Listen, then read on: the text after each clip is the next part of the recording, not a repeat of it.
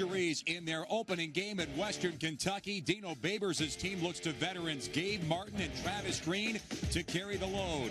For VMI, freshman quarterback Al Cobb had a huge game in their opener last week against Bucknell. VMI and Bowling Green next, live on ESPN3.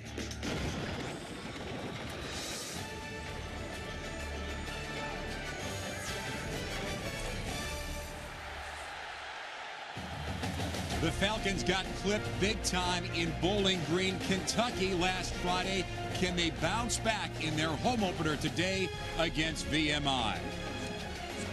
Welcome to Deutsch Perry Stadium. Dan Gutowski along with former Ohio State defensive back Dustin Fox. And Dustin, the injury bug biting the Falcons so hard. Key injuries, maybe the biggest one, though, to their quarterback, Matt Johnson, last Friday. Yeah, it bit him pretty hard and, it hit him in a big way because Matt Johnson is the leader of this offense, and you see his numbers from a season ago. He led them to a MAC championship, 27 touchdowns, only 8 interceptions, and that's the key number. He ran the offense so efficient and didn't make a lot of mistakes. Now you have to look at who's going to step in for him. It's going to be James Kanafke. The guy is going to make his first career start today, but he is a winner. He won 3 state championships in high school in Indiana, and now he's looking to bring that success to Bowling Green.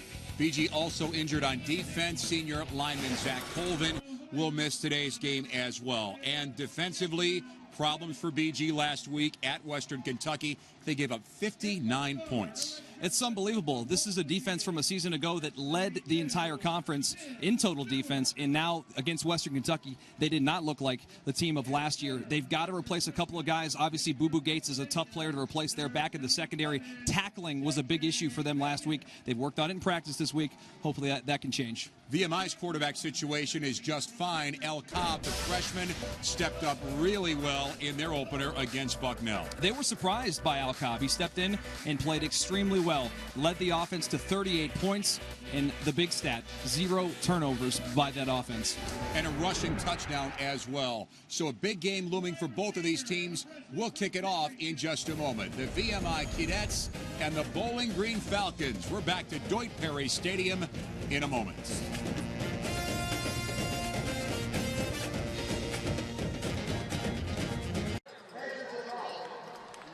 Weather-wise, we're in excellent shape here in northern Ohio on this game day Saturday. Temperatures have cooled off a lot from very warm temperatures from late in the week. Skies look very football-friendly. Sparky Woods, his 7th season with the Keydets in Lexington, Virginia.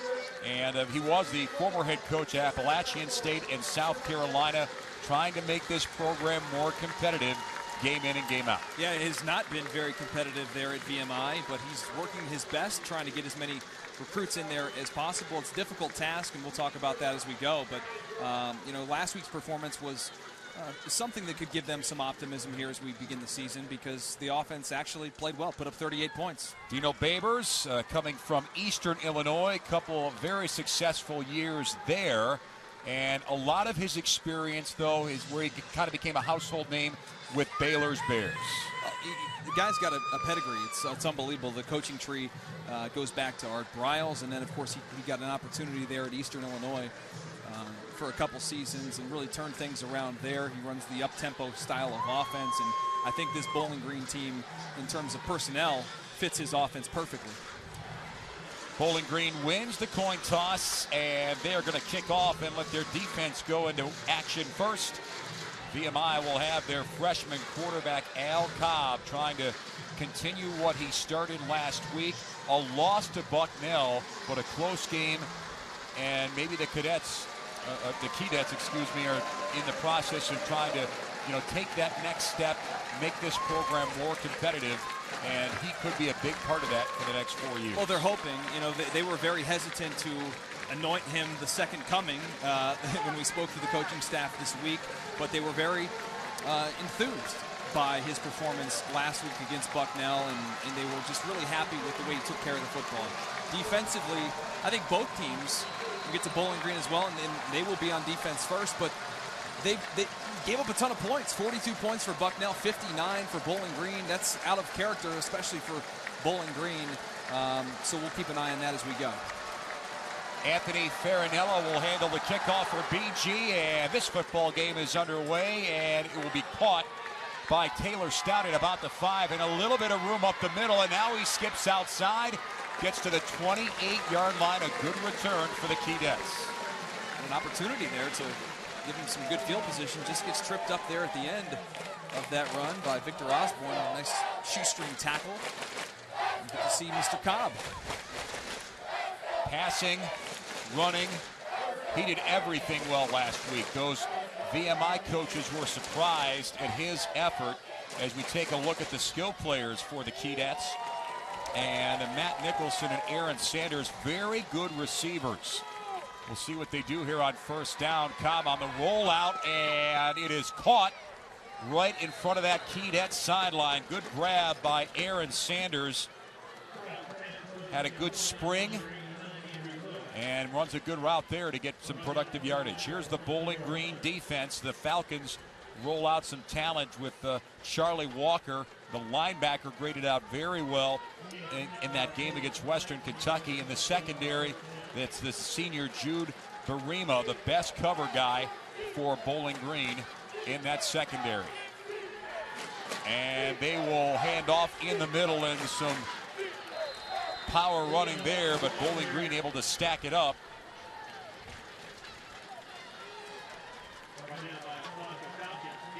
So the Falcons put the stop on defensively and try to establish something positive for them. Remember, things started so poorly last Friday against Western Kentucky, Dustin. They want their defense to make a statement early. They need to build some confidence early in this ball game, and this is the perfect opponent to have that success against. But so far, they've looked decent, VMI, in this first drive. Screen pass is busted immediately. Went to Deion Watts. Bowling Green right there to shut it down. DJ Lynch able to make the stop. Just trying to set up a little screen here on second down to give them a chance. Obviously, screen plays will keep a defense on their toes, and DJ Lynch, man, this guy has been a monster for Bowling Green in the linebacking core, and what a play he had right there to stop him on second down. Senior from Pontiac, Michigan. 3rd down and 8. Keydets at their own 40. Cobb will throw a high ball and caught on the near sideline by Doug Burton. Be very close to a first down. And it's interesting, early in this game, the Keydets have been able to get a couple throws here outside the pocket. And the coverage in the back end just not as tight as you would like from Bowling Green going up against some of these defenders. Daryl Hunter there in the coverage. Hunter able to keep them from getting that first down, so it brings up 4th and 1. Ball very close to midfield, but they're going to go for it. Or sorry, they're going to wind up like it's time to punt. You like that decision to not go for it? I do not like this decision early in this game. I would have went for it there near midfield, but they will punt this thing away, and it's not a good punt. Hayden Alford shanks the punt. And no return, so VMI getting a little conservative on offense. Yeah, that's interesting. I mean, this is a game here, if you're VMI, where you really have nothing to lose. You're obviously a heavy underdog in this game. You get a drive going there with a couple of first downs out near midfield. I'm a little bit confused as they decide to punt there on 4th and 1. So here's Bowling Green on offense. James Kanapke will hand off, and Travis Green is going to get no space and no yardage. Maybe a yard or two on the push ahead. And a little bit of hurry up in the offense. Here's the BG skill players. Travis Green, an exceptional runner, and down in the trenches, Alex Huddle, one of the best offensive linemen in the MAC. Spin move out of traffic. Not a whole lot, though. Travis Green gets his number called again. Gain of 3 yards. Here's our starters on defense for VMI. A 3-4 with Nelson and Washington. Big hitters down low. Caleb Lindsay, a very athletic linebacker, and not especially big in the secondary, but some good players in there as Green runs again. And again, a conservative start offensively for BG. And it's looking like that was the first down. I was going to say it was going to be a very interesting decision there for Dino Babers on the first drive. If he would go for it on fourth down, but they do pick it up. And notice the tempo of this offense, Dan. Very up-tempo, no huddling out of BG to start this ball game. Kanapke's going to throw, and a comeback route complete to Roger Lewis, who stays up for a Falcons first down into Keydet's territory. And they're wasting no time to get back up to the line of scrimmage and get this play off as soon as they can. This is the handoff to Travis Green. A little bit of push inside. Looks like BG's going to get about 4 or 5 yards on this run. Yeah, you'll be calling Travis Green's name all day long. This is a guy who had almost 1,600 yards rushing last season in Dave Clawson's offense.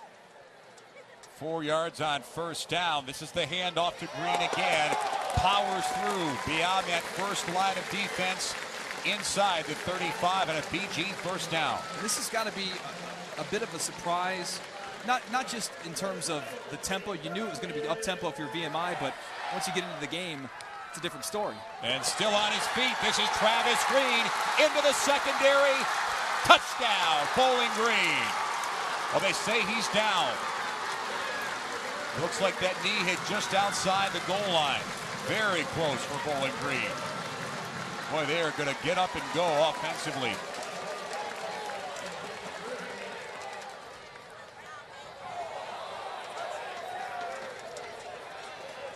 Bowling Green, the quarterback sneak. Did they get enough push for James Kanapke? I don't think so.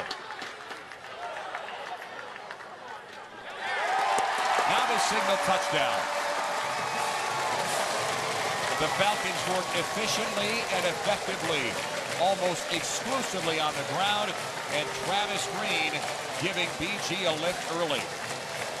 Well, this is the play that set it up. Travis Green breaks a couple tackles and then in the back end makes a man miss and just outruns him almost to the end zone. Just gets caught up there at about the half-yard line, and a way to cap it off. James Kanapke's first start, first touchdown.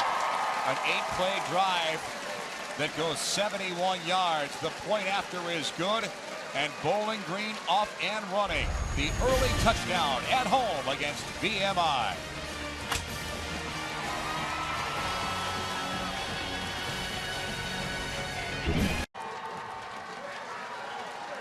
A good start for BG as they get rolling the right way, and the ground attack so strong early in this first possession.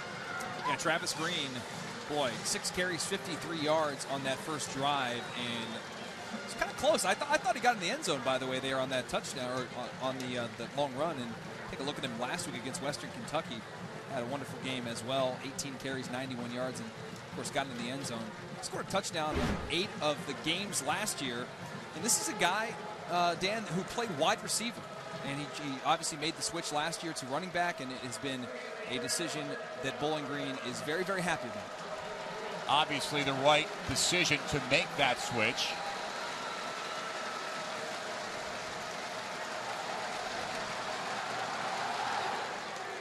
Kind of a low line drive kick, caught on the fly inside the 5. And a hurry up and go run for Taylor Stout. Gets beyond the 20 to about the 25. Well, not your garden variety kickoff. Not a great kickoff, but I think you're happy for VMI field position.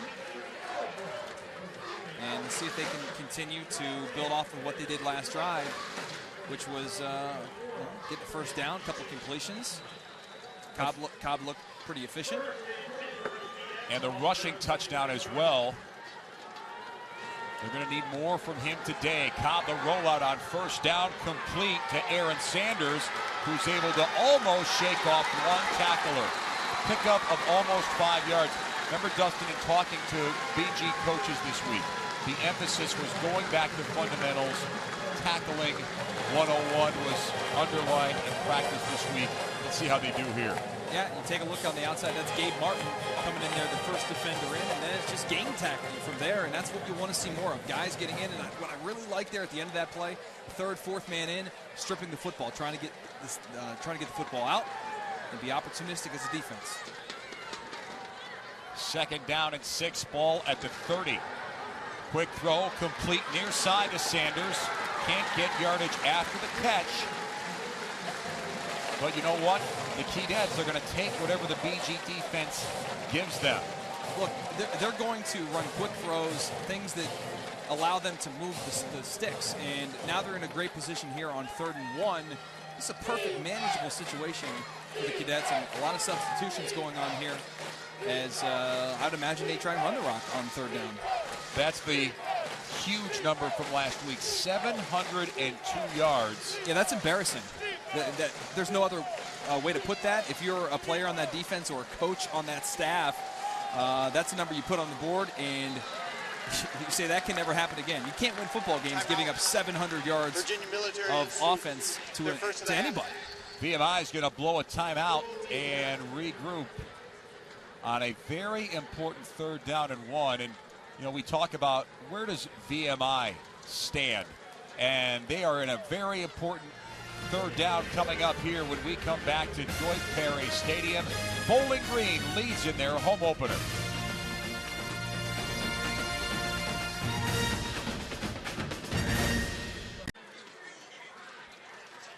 Very difficult to replace a guy in the secondary like Boo Boo Gates, but Brian Sutton is doing his best effort. 18 tackles last week, and he was all over the field. Good and bad, though. Think about this. He's the second line of defense back there playing strong safety. That was a career high for him. They want to make more tackles by guys up front. Guys like Gabe Martin and DJ Lynch are the guys that want to have all the tackles, not Brian Sutton. They want to have a big stop here on a 3rd down and 1. The Keydets at their own 35 trying to answer BG's touchdown. This is Jabari Turner. Looks like he got the 1st down. Nice blocking up front for the Keydets. And an injured player down. That's DJ Lynch for Bowling Green. That is not a good sign. You definitely do not want to lose a guy like DJ Lynch, the All-MAC performer from a season ago. Boy, you got to be holding your breath if you're Dino Babers right now, especially with the couple of losses you had. And Matt Johnson and Zach Colvin both out today. That's not good. Hard to think that any team has had more adversity pitched at them so far besides this Bowling Green team. Get a look at the run. Looks like that left knee might have been. Yeah, I think before. Yeah, I think he got rolled up on there, Dan. So Lynch again, the senior from Pontiac, Michigan. Very quick. He's got good feet.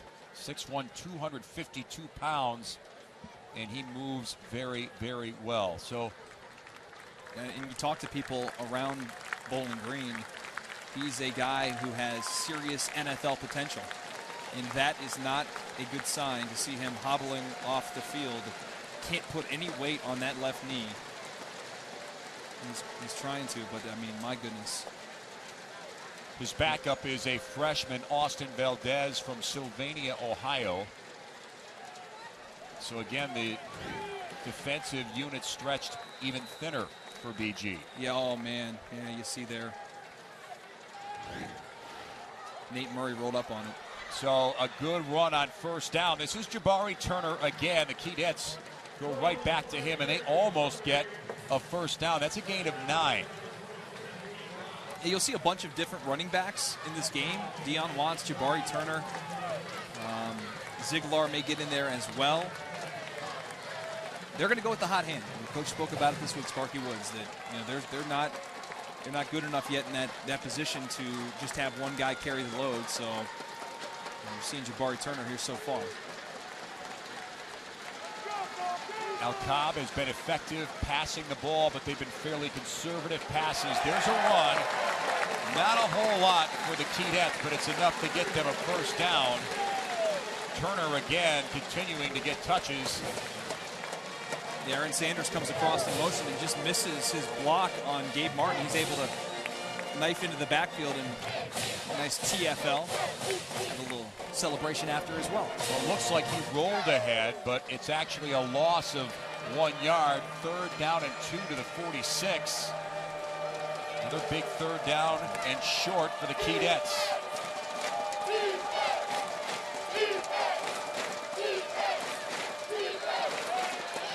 Movement on the line. Jerry Cervinsky is our referee for today's game.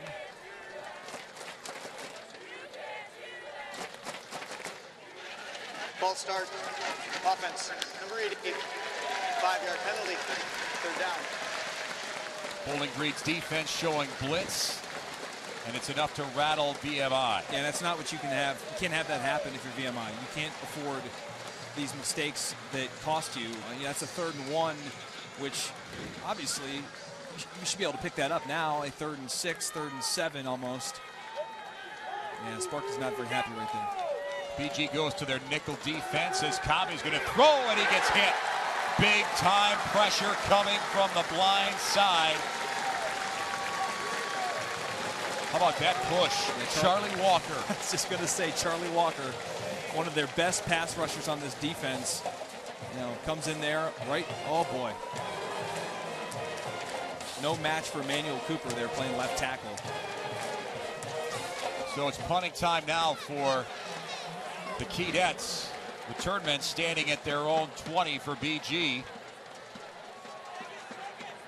Ronnie Moore ready to return. It's a fairly short punt and a fair catch caught for no return at the 22. So BG gets the football back, and the Falcons on the run to their first win here, a 7-0 lead over VMI.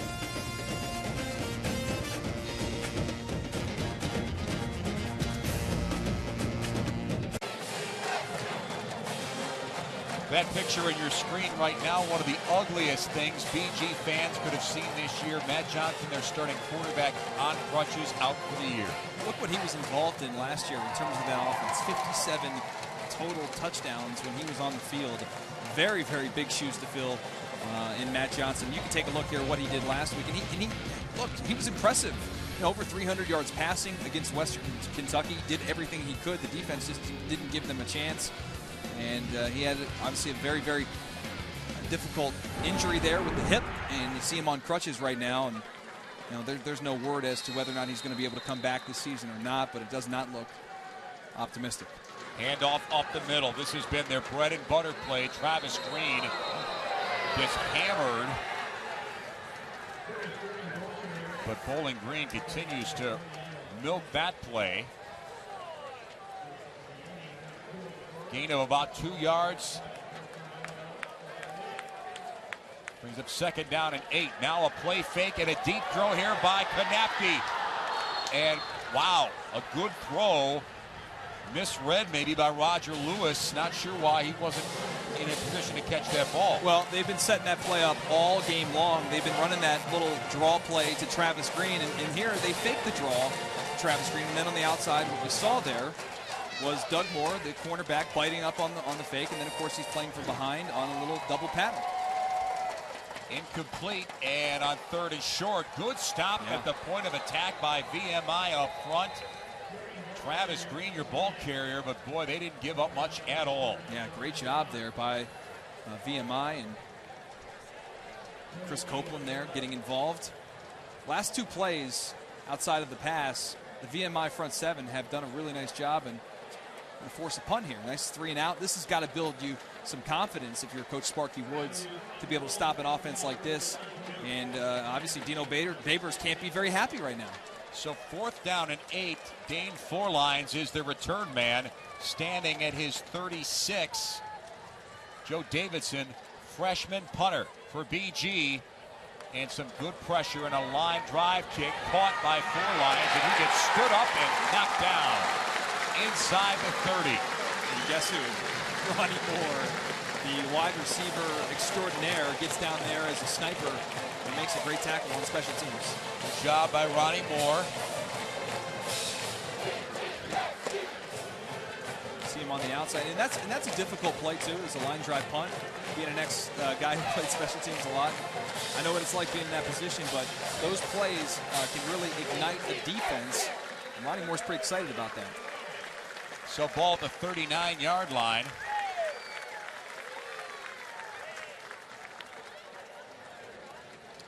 VMI gets their offense going, and a handoff. Rylan Ward makes the stop for BG defensively, but the power run there is VMI versatility in their running game. That's Derek Ziegler, 5'9", 230 pounds, a redshirt junior. 5'9", 230. That is a load to bring down. You know he's a power runner, not a breakaway guy. Here he is again, and a little bit of yardage there, but not a whole lot.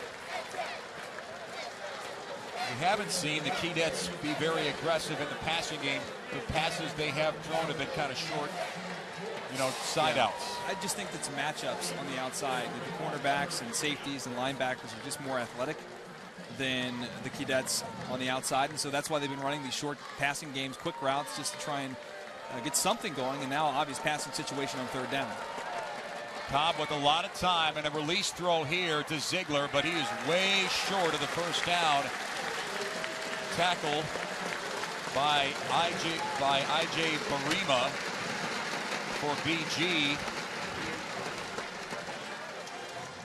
Just a good job at the back end by everyone, and he has to go to his check down.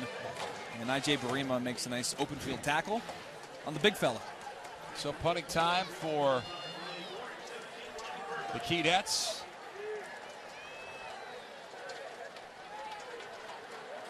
Alfred will punt, and a beautiful kick. Oh, and a miscommunication, and BG's got an opportunity here. Look at this opportunity for BG. Ryan Burbrink all the way inside the 15. Touchdown, Falcons.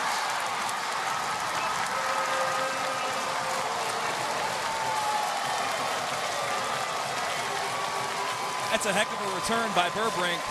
I'll tell you what, Bowling Green got away with a block in the back that helped spring this thing. Did not get called. And Burbrink's able to spring away for a huge, there's C on the outside there. It was Bernard Turner. 78 yards on the return. That play could have been a disaster for Bowling Green. The fact that they even were able to catch it clean is a shot. Point after is good, and the Falcons tack up another touchdown here against the Keydets.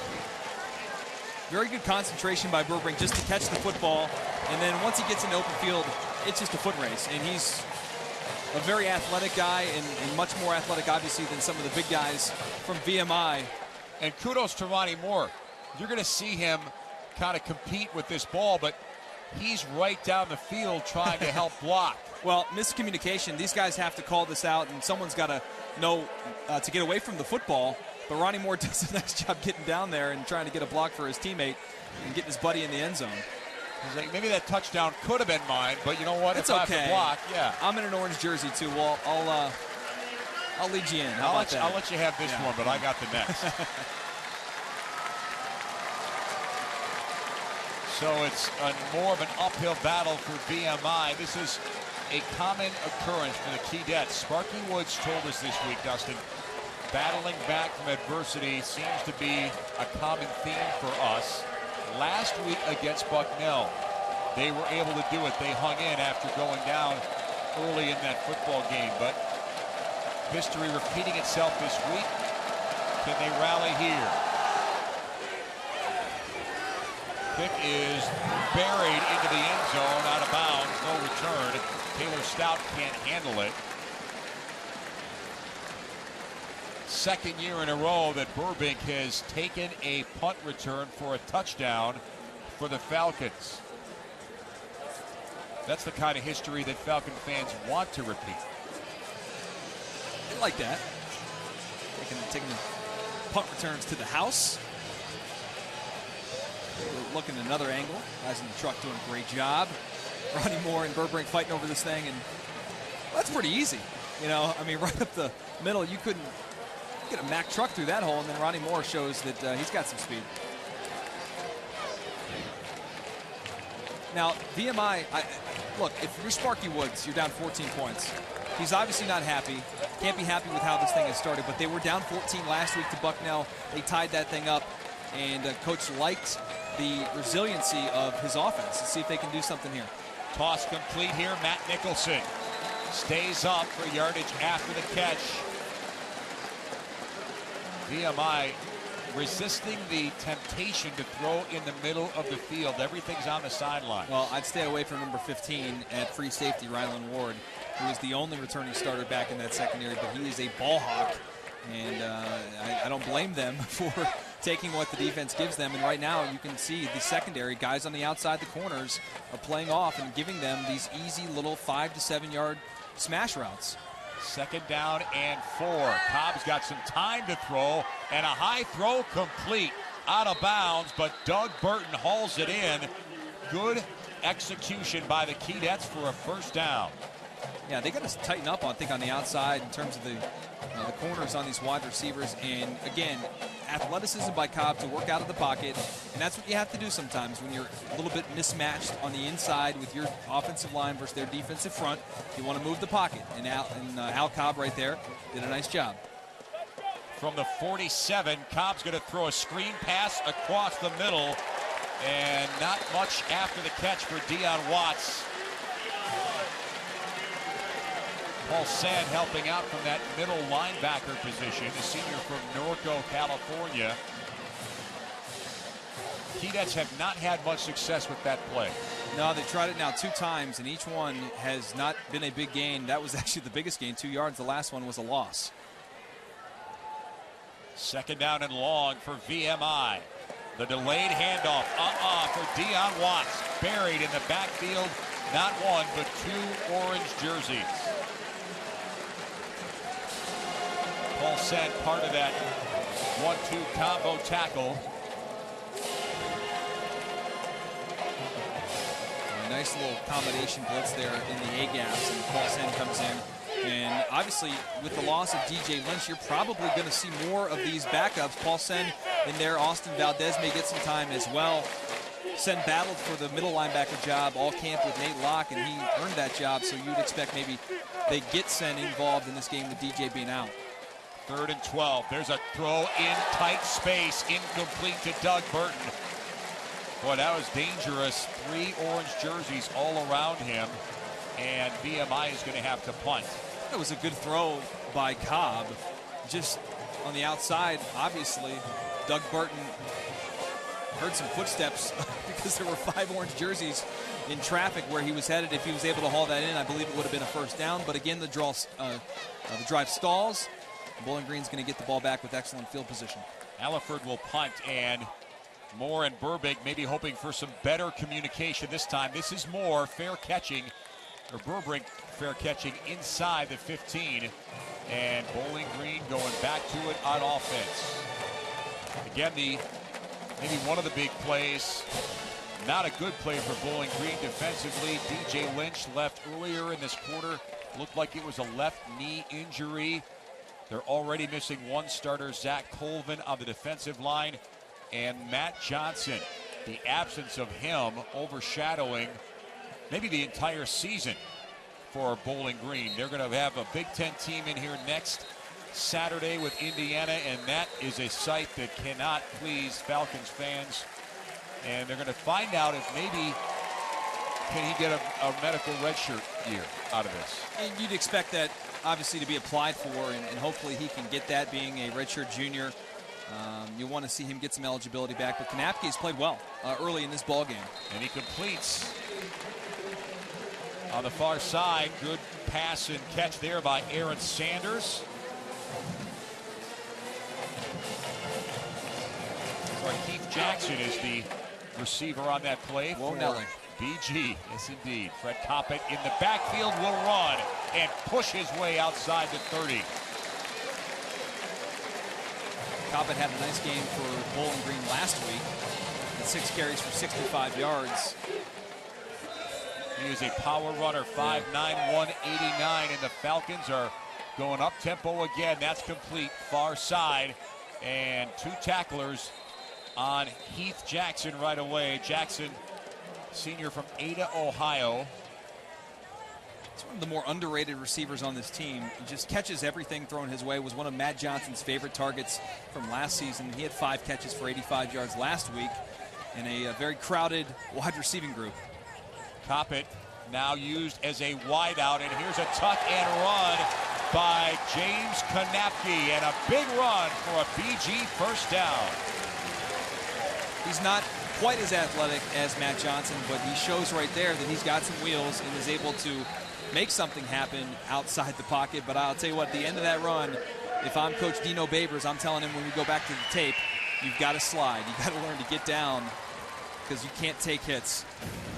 Our first quarter is in the books here at Deutsch Perry Stadium. The Falcons have been running and making some big plays here against VMI. Second quarter football when we come back.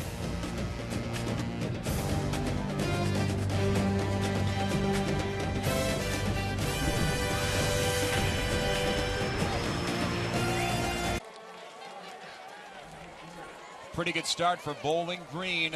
Lots of problems for them in the past 8 days, but first quarter looking very good for them. How about these first quarter numbers, Dustin? Look at that, 10 minutes of time of possession for VMI and just 4 minutes and 34 seconds for Bowling Green, but yet the 14-0 score. You take away that special teams touchdown, this is a very, very interesting game because VMI has had some success. They just haven't been able to get past midfield and get something going. But if you're Sparky Woods, you got to just keep your guys motivated. The defense has done a decent job. Last drive, they got a 3-and-out. And really, if you're Bowling Green, obviously winning the football game is important, but where are you going to get confidence from after what's happened the last few days? How about a run like this? An explosion run by Coppett, who gets a first down and a whole bunch more for BG up the middle. Boy, just how many weapons does Bowling Green have at running back? Coppett shows you why he's getting more and more carries as we go. Makes a lot of guys miss. Little shake and bake move in the backfield on first down inside the 20. Fred Coppett not involved much in the passing game, but for the way he runs, you want him touching the football. Second down and 3 from the 19. Konapke's going to throw, and a comeback route caught, but no yardage after the catch by Hervé Kobe. Kobe, a junior from Delray Beach, Florida. With VMI really struggling to keep up with this up-tempo, and a toss and a power sweep. Untouched. Touchdown, Fred Coppett, Bowling Green.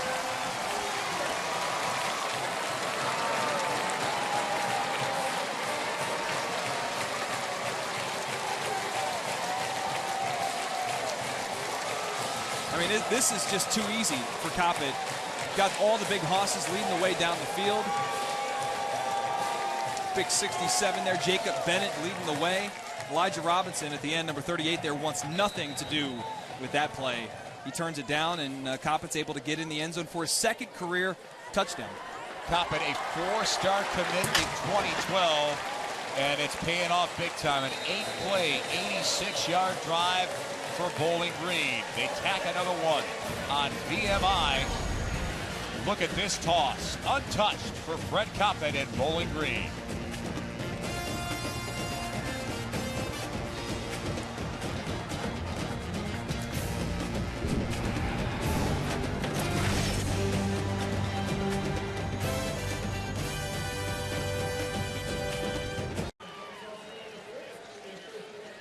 Things on the rise for Bowling Green's Falcons, and Fred Coppett giving a boost to a BG Falcon offense that really needed some. Yeah, and that last drive, I mean, he just was unbelievable. Look at the wiggle there to make defenders miss, and just continues building off of his stellar performance from a week ago against Western Kentucky. Averaged almost 10 yards a clip last week, now averaging well over that this game. Just 4 carries for 53 yards and a touchdown. VMI looking for something good to happen on this drive. Greg Sanders and Taylor Stout set to return. And that's Sanders on the return. Spins out of a tackle on the far side, able to get up to about the 28.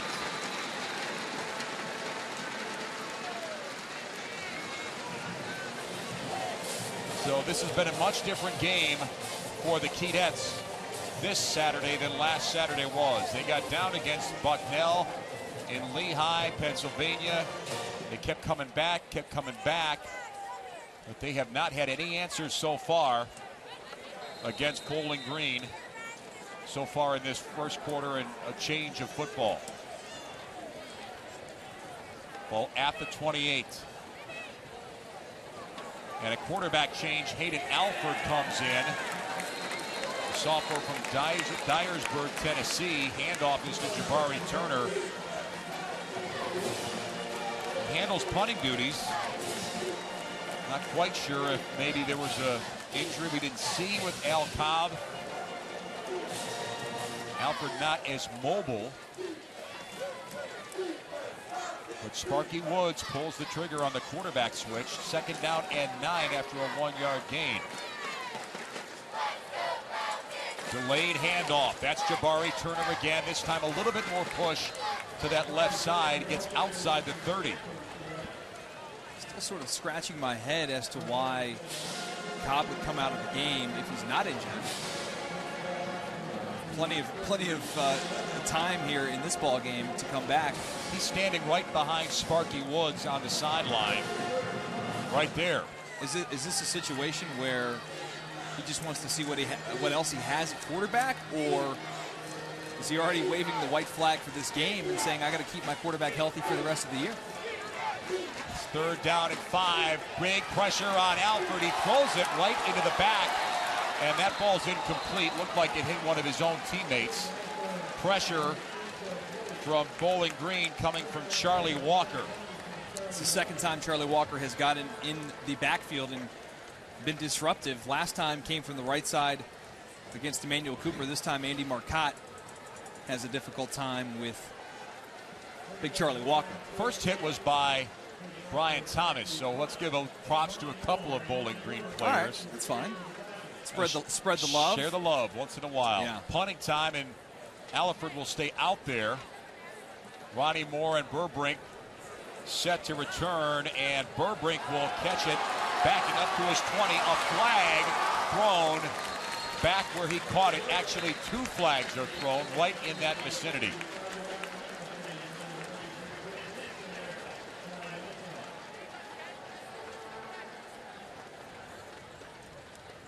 So Hayden Alford stays on the field.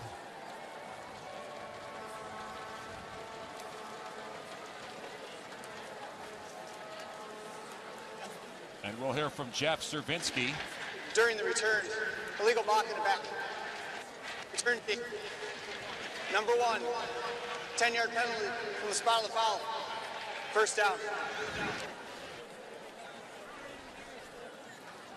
You know, that's very, very similar to what happened on the last punt return, which was a touchdown.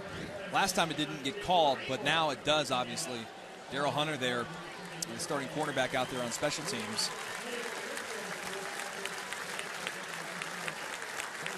That was easy to see. And Sparky Woods trying to manage his team through a difficult stretch of football here.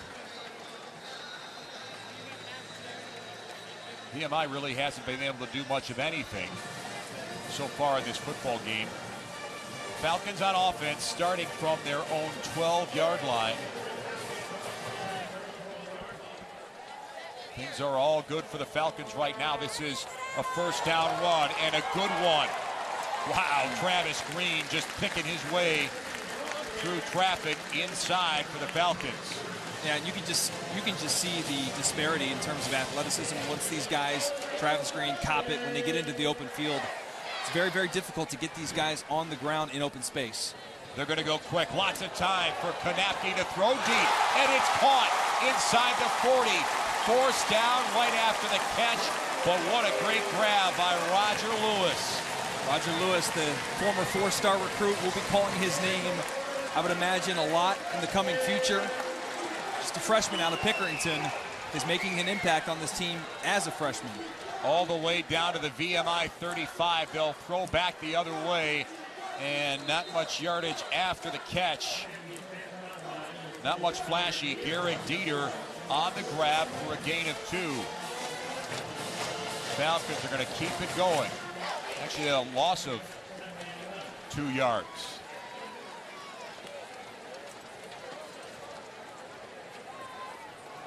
Green, a receiver out of the backfield. They throw in the middle, caught by Roger Lewis. Short of a first down, but Bowling Green just doesn't give you any time to regroup defensively. 3rd and short. They hand off, and Green, a little bit of deception, holds it and runs it for a BG first down. It's just too easy. If you're Coach Dino Babers, there's just no push up front from VMI, and you're able to pretty much do anything you want at this point. Try and see what Kanapke can do in this offense. Look at that hole for Travis Green, untouched.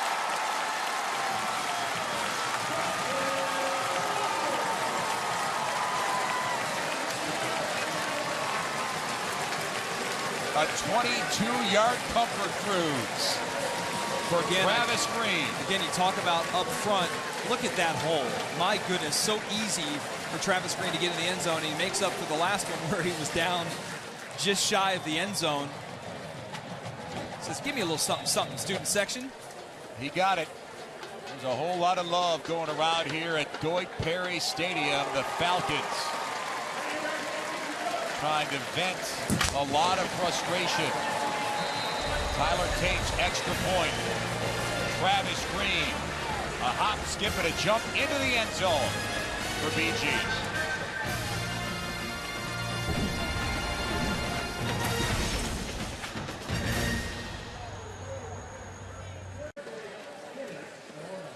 Bowling Green's offense in very good shape. This guy, a consistent 100-yard plus rusher, but to do it in almost a quarter and a half is unusual. Yeah, I'd say so, but my goodness, look at this. Just poor tackling by VMI, and he shows you how athletic he is. And this is Dan Gutowski. I think you can run through that hole to get a touchdown. And right here again, take a look at him getting in the open field. Gets down near the goal line. I don't have my sneakers on, so, I mean, in dress shoes, I might struggle. Come on, man, we can get you some cleats and put you out there. Coach Babers will loan you some of that nice Adidas gear. Yeah. So BG off and running, a 28-0 lead, and chance for VMI to get a good return here, and they do. Rick Sanders is your returner there, but this has been a lot of frustration for VMI. Which quarterback are they going to go with? Al Cobb was the hero last week, and he did not play the last series, and he won't play this series either. Still has his helmet on, standing behind Coach Woods on the sidelines. So Hayden Alford continues to try to execute for VMI's Keydets offensively from the 31 on 1st and 10. Handoff. Pretty good run there. Power run for VMI's Derek Ziegler. They need short yardage runs. They usually go to him, and he picks up 4 yards on that first down. Yeah, I'd say at this point they need more than short yardage runs to get back in this ball game. But that, yeah, you're right, 100% on first down to pick up 5 yards. It makes 2nd and 5 much more manageable. I mean, to make it simple, just sustain a drive. Yeah, well, they got to get past midfield first. That's got to be the goal right now. They throw on the run, complete. There's your first down, and a little yardage after the catch. A good throw on the run, complete to Dane Forlines. Again, a little bit undersized, 5'9", 180 pounds, but he's in the right spot at the right time. Well, you knew coming into this game it was going to be difficult for them to pull the upset. But they still got to, obviously try and learn something in this game and see what you have offensively. Last week you put up a ton of points, and going up against one of the better defenses in the entire Mid-American Conference this week, you could build some of that confidence. At their own 46, here's a completion near side. Doug Burton stays up after the catch into BG territory. Again, on the outside, they just keep running these nice little easy 5 to 7 yard hitch routes. The cornerbacks of Bowling Green playing very far off, almost 9-10 yards deep. Darrell Hunter there in that situation comes up, makes it a little bit more difficult on himself to make a tackle. He misses it. And of course, Burton's able to cut upfield. Ziegler comes off the field slowly for VMI. And that'll bring Deion Watson as the running back on a 1st and 10 from the Falcons' 42.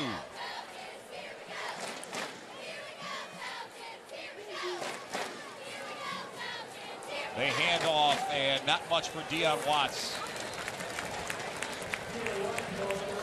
There's the first-time starter Nate Locke out of Canton, Ohio. Madison Washington High School. Did a good job beating out Paul Sen for the starting middle linebacker job this year, and there just shoots his gap. Just what you taught. It's a nice tackle for minimal gain.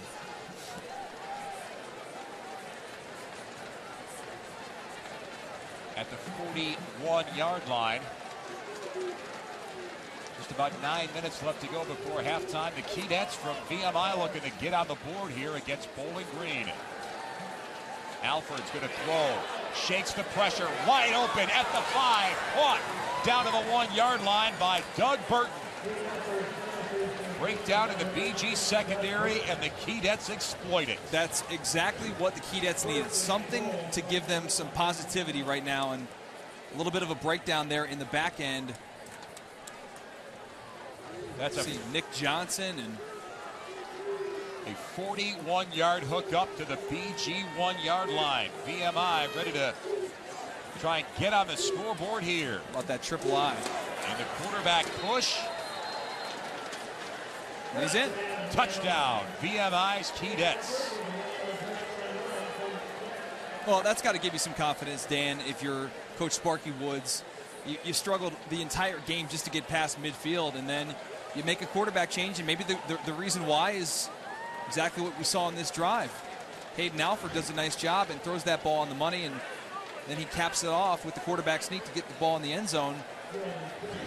See if they've got enough to get back in this ball game. Point after coming up. A 5-play, 69-yard drive finished off by Dylan Christopher with the point after.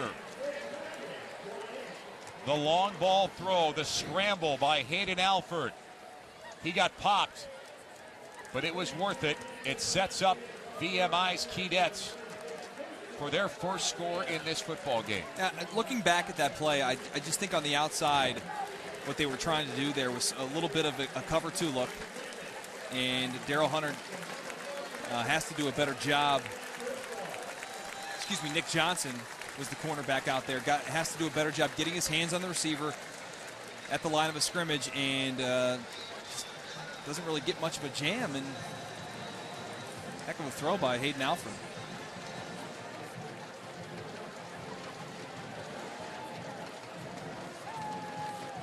So Bowling Green ready to roll on offense. Ronnie Moore, one of the 2 return men.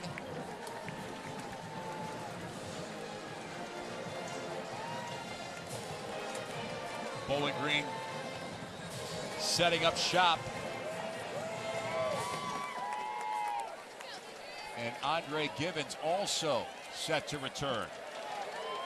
And this is a strong kick deep in the end zone, untouched. And the Falcons have a special teams touchdown already. Ryan Burbrink took a punt return that looked like it might be a big-time bust. Took it to the house for a touchdown. I keep going back, Dan, to the very first drive of this ball game. When VMI came out, they got a first down, and they put themselves in a position to have a 4th and 1 out near midfield. They decided to punt. I'm still scratching my head about that play. Yeah, very early in the game, they did not make an aggressive effort to keep the football. Falcons are going to run on first down. Big hole, getting outside is Travis Green. That's been doing this all afternoon long. Yeah, I thought that up front there, Logan Stibbe gets credit for the VMI tackle. Left guard Ben Stewart, I thought, got away with a little bit of a hold, but they keep playing, and they keep giving the rock to Travis Green. Green keeps on rumbling. This time a short gain to almost the 40.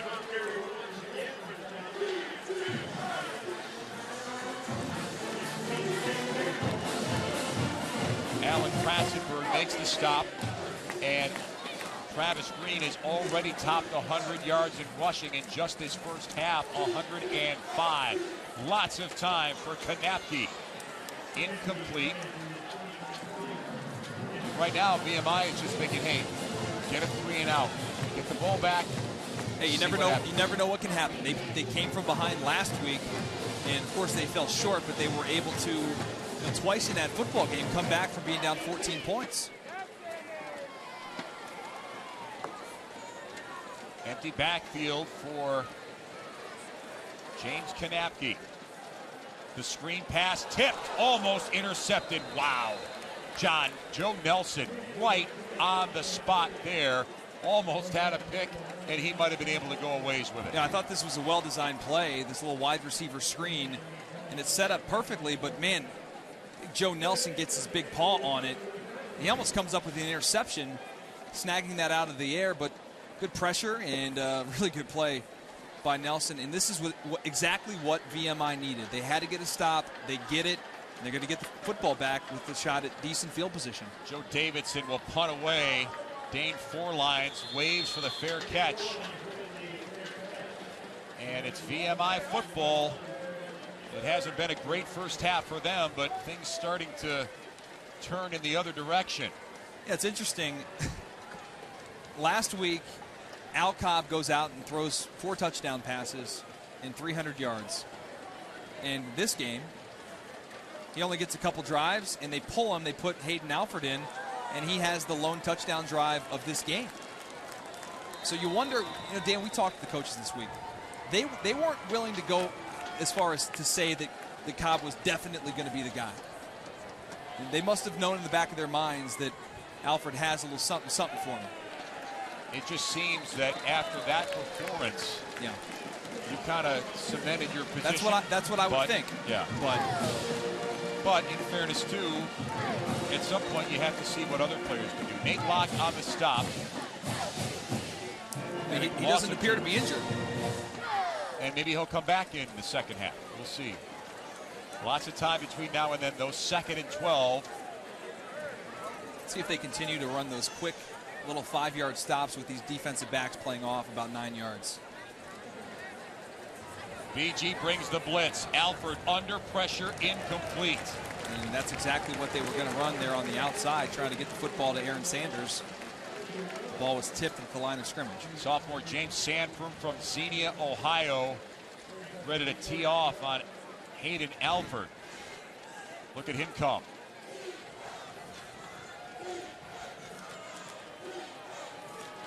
And Thomas helping on that play as well. 3rd and 12.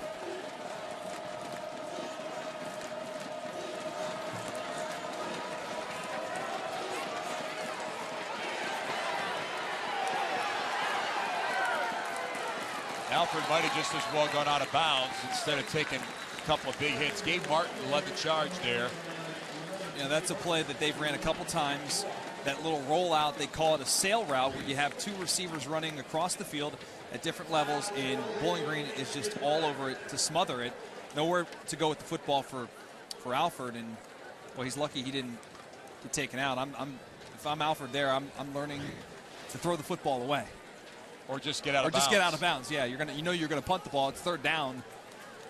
Instead of taking a lick from a big Gabe Martin, I would rather get rid of the rock. Taylor Royster got shaken up a little bit on that play. 33, you can see him coming off. There were 3 options for Hayden on that play. 2 of them were bad, and it seemed like he couldn't decide between which of the 2 bad options to go with.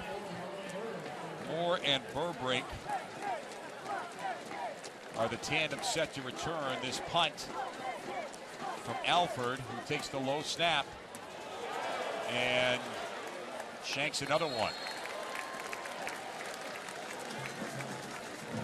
2 punts that have gone awry for VMI's Keydets.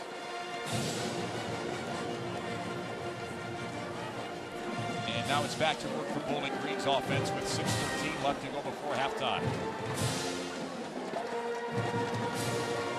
You see Sparky Woods there now talking to,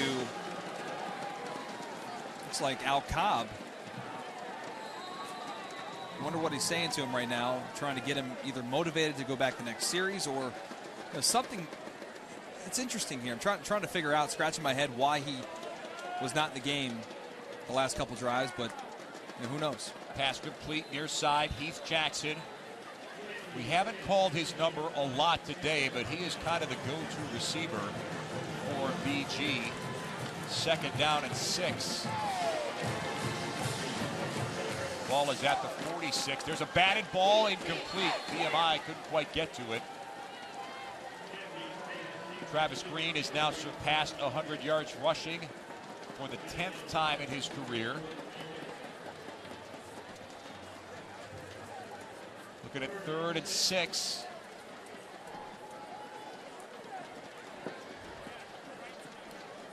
Passing down for the Falcons as they move towards Keydet's territory. There's a pass complete. 1st down. Good coverage after the grab, and Bowling Green connects. Ryan Burbrink, their #1 receiver off the bench, not a guy high up in the depth chart. BG is into Keydet's territory at the 45. Wow, what a lot of time for Kanapke. Too high, out of bounds, intended for Garrett Dieter. And now the last couple plays, Dan, they've run empty formation, which means they're going to need 5 wide receivers in the game. And all 5 of these guys are extremely talented weapons. I think they're just trying to figure out if Kanapke can do some of the things that Matt Johnson did, which was play out of the empty set and just go up and down the field. 2nd down and 10. Here's the run. That's Fred Coppett pushing his way to the right side, but not for much yardage. Only a gain of 1.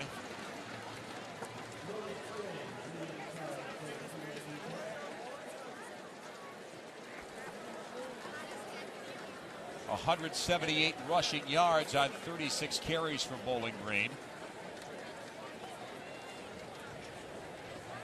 Little misdirect there, and a deep throw down the far sideline. Caught, no, out of bounds. Wow. What a throw. Roger Lewis with a burst of speed down the sideline. Boy, very, very close to being a big play, big touchdown. Got to know where you're at on the field. Got to stay in bounds for that to count. And clearly out of bounds. What a well-thrown ball, though, by James Kanapke. A lot of pressure on that young man today, filling in for Matt Johnson. Fans here not happy. They are going to punt here, cross midfield, just cross midfield on 4th and 9. And this is the right decision. You have to try and pin VMI deep. Your defense has done a really good job in this ball game. In fact, I would love to see what they do if they can try and get them inside the 10-yard line here. Fair catch called for at the 10-yard line by 4 lines. So VMI is going back to it. Coming up on our Capital One halftime report, we'll talk with Bowling Green head coach Dino Babers. A timeout here at Deutsche Ferry Stadium. A big lead for the Falcons.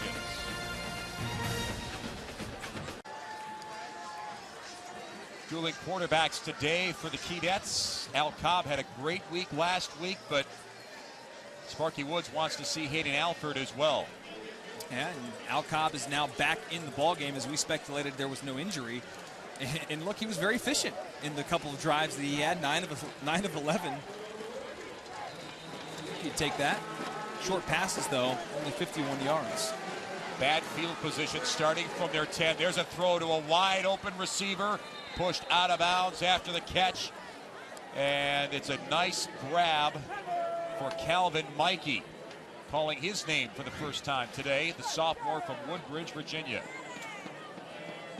Again, if you're coaching the secondary of Bowling Green, it's something to keep an eye on. They just keep playing this off coverage and not challenging the wide receivers of VMI, which they clearly are more talented than, and they're just giving them easy pitch and catch.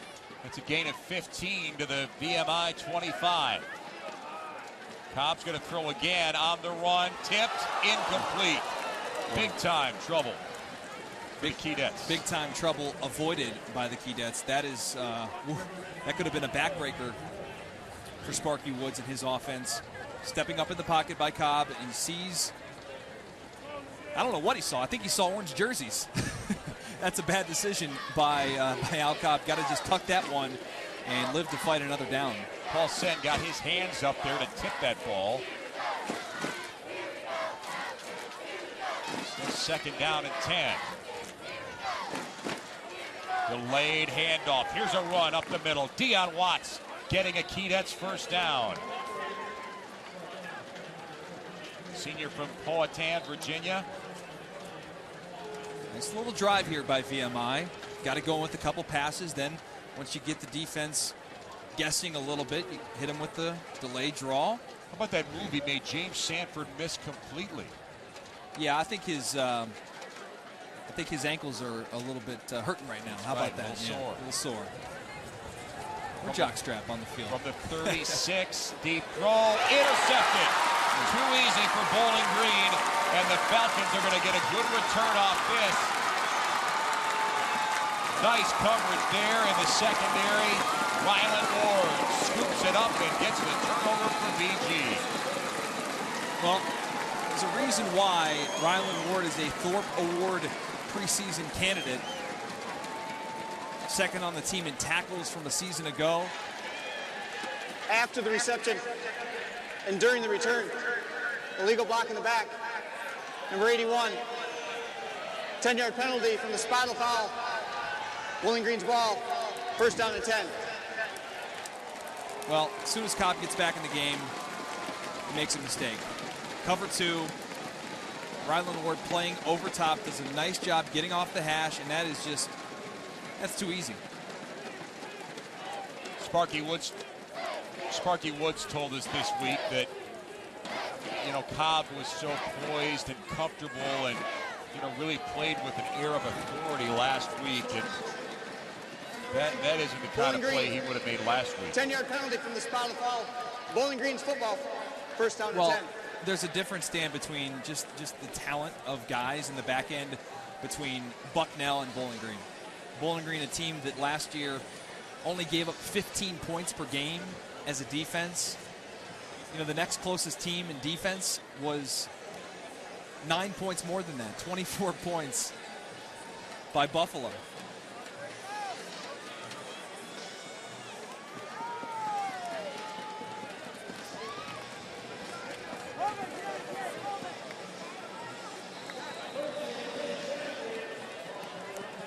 So James Kanapke under center. And lots of time, a little pump and go route, wide open, diving catch caught. What a grab, Heath Jackson on the run, in stride, and a big get for the Falcons. That's just undisciplined play on the outside by Damian Jones. Got to stare at your receiver, not keep your eyes in the backfield on the slant and go. To the 19, here's Jackson again, pushed out of bounds after the grab. He can catch the long ball. He can catch the short ball. He just catches everything. And they are on the move. And they smell blood in the water right now. And they're going for the end zone here before the half. They'll try and put this thing away. Inside the 10, 1st and goal at the 7.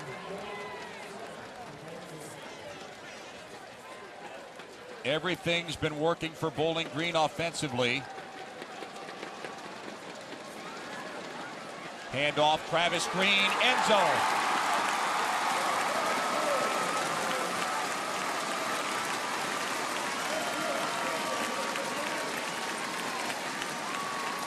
It's easy when you get around the goal line and Travis Green can basically jog into the end zone. A little counter play there.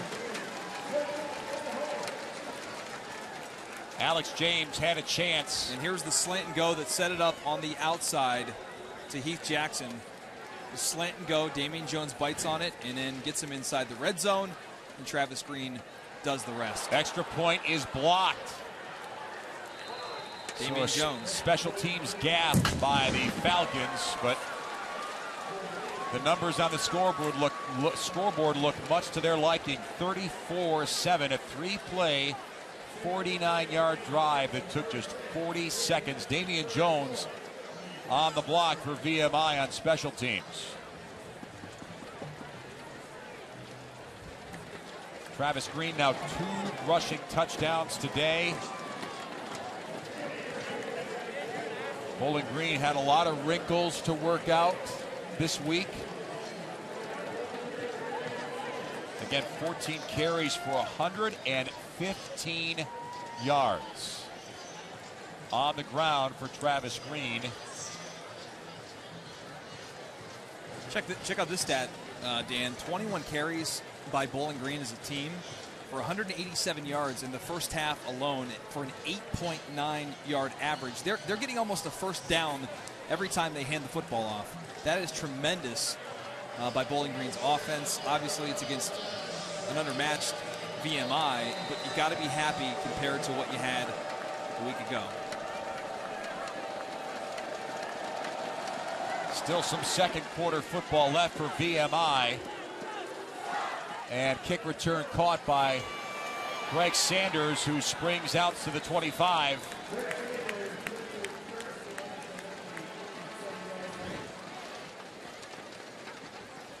Here's going to be the interception by Rylan Ward, which will then set up the ensuing touchdown drive. And then here's the score, a little counter play. Big Alex Huddle setting the edge there and allowing Travis Green to find his way into the end zone.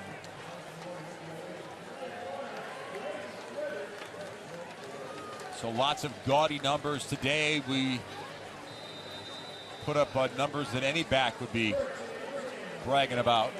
So it looked like my high school numbers there, Dan. We'll double check those at halftime, son. Incomplete on first down. Played a little running back in my time. I'm sure that your numbers were gaudy and impressive. I did have one Al Bundy day. 4 touchdowns in one game. I'll bring that one up. Second down and 10 after the incompletion. This is Al Cobb now. Had a big game last week, and now he'll scramble and get taken from behind. Wow, Brian Thomas came around, a dangerous tackle.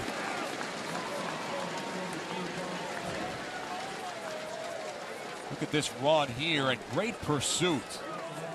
Boy, what a 6'3", 248 pounds, and man, he brought some speed on that run. You hit on it. Pursuit, never giving up on the play, running it down from behind, and how he came in almost like with a club trying to knock the football loose, and that has got to be a difficult one for Al Cobb to deal with. Third down and 3 for Cobb. He's going to run and get pushed out. It's enough for a Keydets first down. A.J. Barima on the push out. Lots coming on our Capital One halftime report. Who's the most overvalued team? Thoughts from Dustin Fox and some other ESPN guys you may have heard about. Coach Babers, will sit down and talk with him. Some perspective on his first season with this program, and of course stats and highlights, a lot of them BG oriented here from Deutsch Perry Stadium. First and 10, pressure. Oh, a nice screen here, near side. This is Deion Watts exploding up the near sideline, outside the 40-yard line into Falcons territory. Beautifully designed play, set up on the outside, but take a look at the block down the field, the cut block by number 75, Andy Marcotte. And Deion Watts does the rest. And they're looking for some points here before the end of the first half. Ball to the 40-yard line. VMI would love to get a little bit more on the board before halftime. Falcons show blitz. Here it comes, complete in the middle to Aaron Sanders, who stays up. A good read under pressure by Al Cobb. Just a quick little slant on the outside. And again, those quick throws are what has been really effective for VMI the first half. Let's go back to that previous play and take a look at that block on the outside by Marcotte to set this up. Cut block and set up the big gainer. Cobb will complete, same spot, same receiver, Aaron Sanders. This time, though, nowhere for him to go after the catch.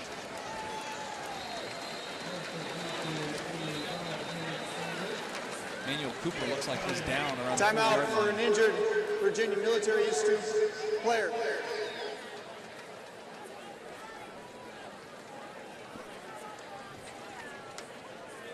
It's Emmanuel Cooper, senior left tackle from Alabama. Irondale, Alabama. Familiar with Irondale? Not one bit. Have you ever been to Alabama? Been to Arkansas. Doesn't count. It's close enough. Spent some time this past offseason down in Mobile. Cool little town. Dare we ask what was? I was at the Senior Bowl this year. Oh, okay. Checking out some of the prospects coming out in the draft. So Emmanuel will gingerly come off the field, favoring that right leg.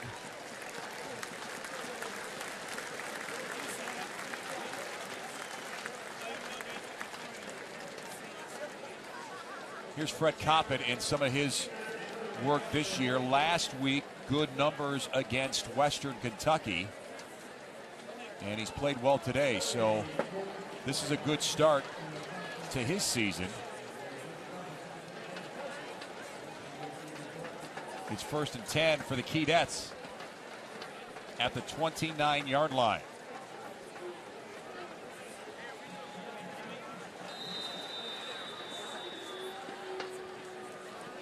Clock just over 1 minute left in our first half. Cobb's got time, throws incomplete. This is very close to being a catch and a fumble. Aaron Sanders just couldn't hold on.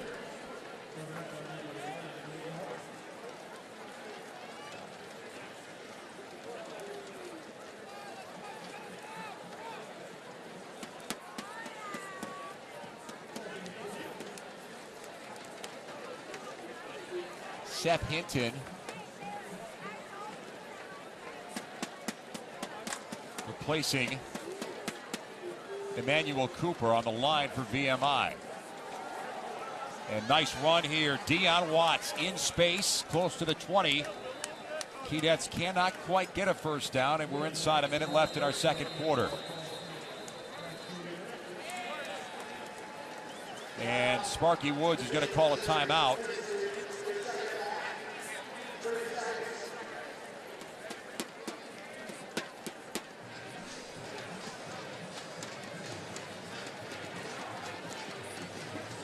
I think it would really help their confidence if they are able to continue this drive and try and put some points on the board before halftime.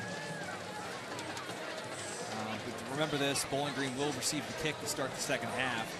That's going to be difficult. If you're not able, put it this way, if you score some points here, you need to have a stop to start the second half if you want to have a shot to get back in these ball games, being down, 34-7, 34-14 here as we approach halftime. Some of the Falcons fans that are in the south end zone here at Dwight Perry Stadium have... The hoity-toity area there. You'll be there after the game, will you not? Only if you get me in. I'll get you in. VIP, baby. That's the Falcon Club. And they may have a VMI appearance in the not too distant future. At least they kind of hope they don't. On 3rd and 1, here's Al Cobb throwing under pressure and caught inside the 10. Tough catch, but a good one by Dane Forlines. Had to go up to get it, took the contact, but gets the first down for the Keydets. And that play was about a half a second, maybe even less than that, from being a devastating play for VMI as the pass rush nearly got to Cobb as he was releasing the football. But I'll tell you what, I really like the ball that Al Cobb is throwing. Comes out, you can tell he's got a live arm. Cobb will throw incomplete. Looking the wrong way. He saw Doug Burton. He had Deion Watts going out of the backfield to his left. Didn't even see him. And Nate Locke, the middle linebacker, is able to break on this thing. Boy, one look left, and it could have been 6 points for the Keydets.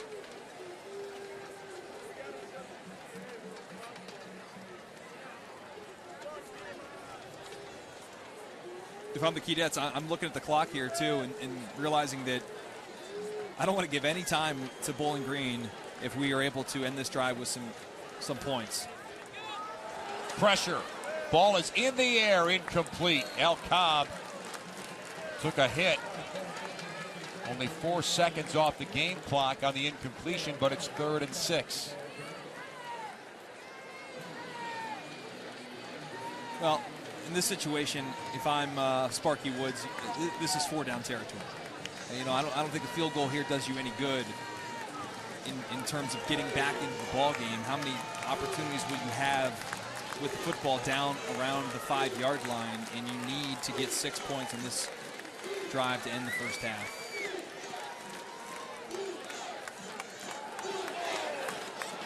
Jump ball, end zone, incomplete. No flag. Boy, very close to. Yeah, it sure was. Pass interference. Matt Nicholson is the receiver. Let's see how this play unfolds.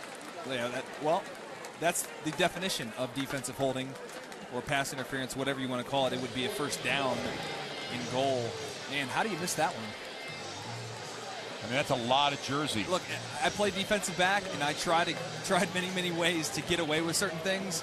That's not one you can get away with. So they're going to go for the field goal.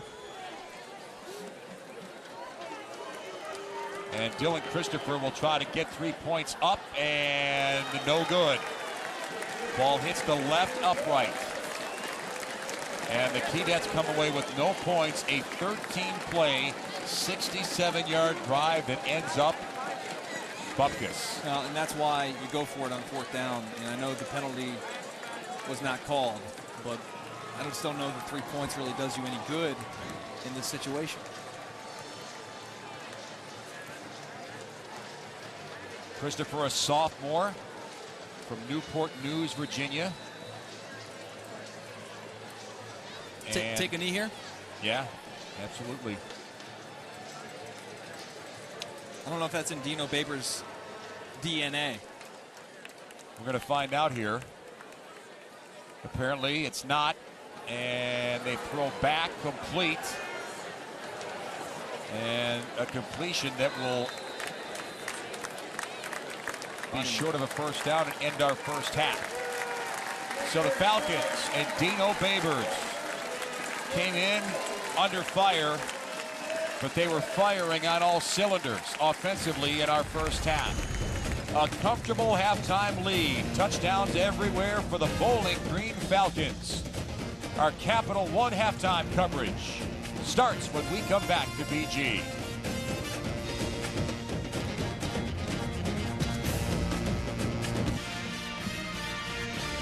Dino Babers in a better state of mind than he was 8 days ago. Probably a few days ago. Some of the great players that he's had a hand in developing. That's a pretty impressive list. Yeah, and most recently, Jimmy Garoppolo last year at Eastern Illinois. It was a second-round pick of the New England Patriots this year. And, Matt Johnson spoke to him this offseason and said he's watching a lot of tape of Jimmy Garoppolo at Eastern Illinois. And that's what they're showing these guys. That's the offense that they're implementing here. It comes directly from the Art Briles system down there at Baylor, and the up-tempo that you see comes from that system. Ball hammered in the end zone. Ronnie Moore will not return it. Bowling Green football to get this third quarter rolling. And really exactly what the Falcons needed. Such a bad game last Friday, a bad week with the announcement that Matt Johnson would be lost for probably the entire season with that hip injury. Hey, before this series starts, Dustin, does that open the door for other MAC East teams? Because BG, the prohibitive favorite to win MAC East football this year, what does that do for other teams in this division? Boy, that's a great question. I think that it definitely opens the door to teams like Akron and Buffalo, who both had tough losses today to bigger schools and Army and Penn State. But, yeah, I think it'll be interesting to see how this thing goes. I still think the talent on the roster for Bowling Green is far superior than his other teams, but we have to see how Kanapke plays the rest of the year. Long ball near side and underthrown, incomplete. Wow, good breakup. BG going right to Heath Jackson, but the coverage there in the secondary was from Doug Moore. Yeah, Doug Moore does a really nice job gets his head turned back at the last second and really gets his paws on the football, scrapes and claws, does whatever he can to get that thing out. Because he was beat for a second, but he does a really nice job. Yeah, take a look here as the plays get signaled in from the sidelines. They don't huddle. It's all hand signals from the sidelines. Comeback route knocked down. Elijah Robinson was right there. If he had another step, he might have been able to pick that one off.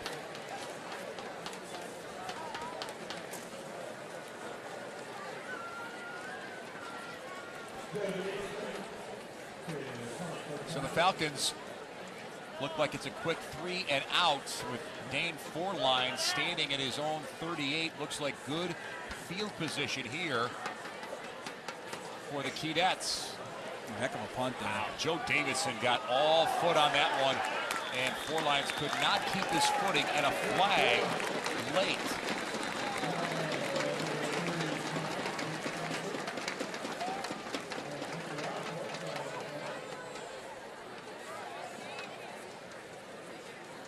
Like maybe a block in the back.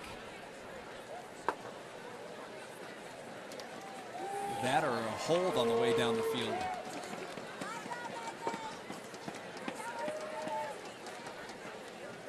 Either way, good coverage on the outside from both the snipers. During the return, illegal block in the back.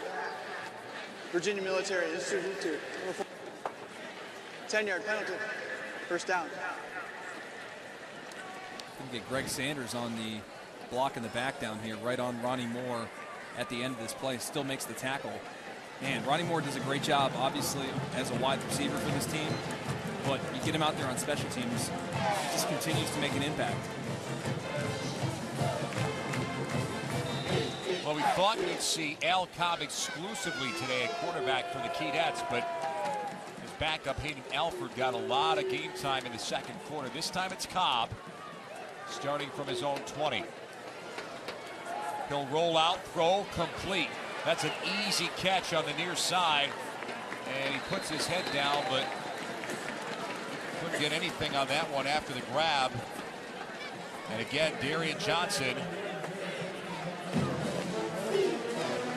Martin on the stop, so number 11 square off, but it's good yardage. A 9-yard get on first down.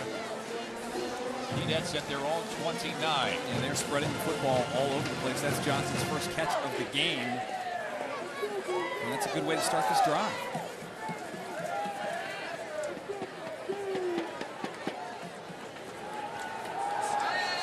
Cobb's got a lot of time, and an open receiver, and it's dropped. Andrew Lewis. Man, that should have been a big time. Should have been a catch. Should have been big yardage after the catch, and an injured Bowling Green player down. That's Nick Johnson, the freshman from Canton, Ohio.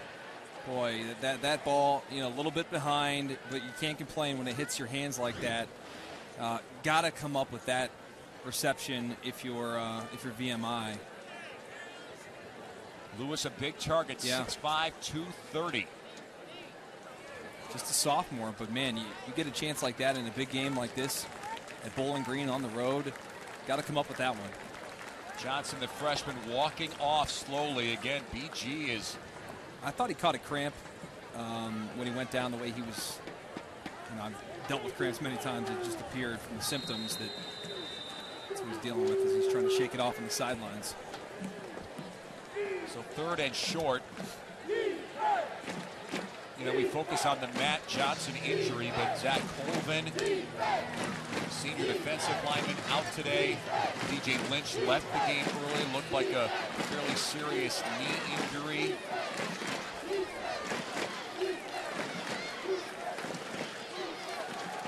Little short pass, a safe one on 3rd down and 1, and that's complete.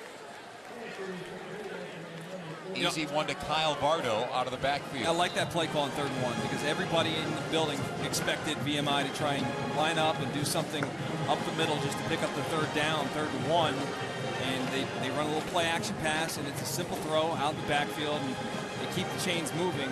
The last thing you can have happen here is to not be able to pick up the 3rd and 1, especially when you had that bad drop. At least now they've made up for that and keep the drive alive. 4 yards and a first down get for the Keydets. This is the handoff. This is Dion Watts in space, out of bounds to almost the 45.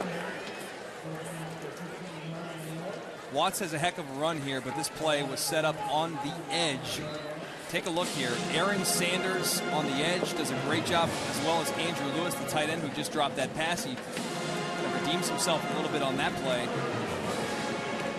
But that's a big gainer to, again, keep these chains moving. All the way out to the 45. That's a 12-yard gain. VMI looking sharp on their first possession here. Little safety pass to Dion Watts. Trucking outside midfield into BG territory, but a flag is down.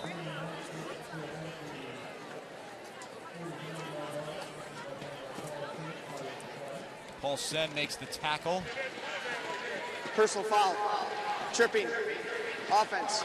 Number 75. 15-yard penalty. Can spot the foul.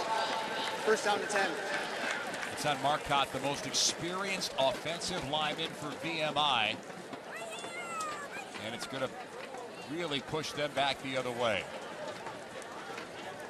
Yeah, take a look back at that previous run there by Dion Watts. Watch the end. Look at them set the edge. Aaron Sanders and Lewis both do a great job sealing that thing off for Watts to break away for the 12-yard gain. But now you're backed up.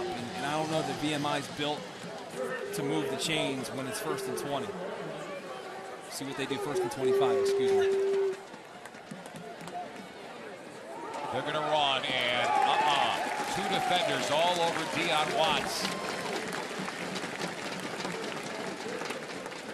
Paulsen, one of two BG tacklers. And they get only 3 yards on first down. Paulsen forced into action today because of the injury to DJ Lynch. He was the backup there at middle, but they've obviously moved him into the lineup. Felt like he had the most experience. He played a ton of special teams last year, and now getting an opportunity to play on this defense, he's making the most of it. Sen has 8 tackles today. Cobb under pressure, throws. It hits the official. Hits the umpire. Well, he's a part of the field, the umpire. That's Bill Steinke.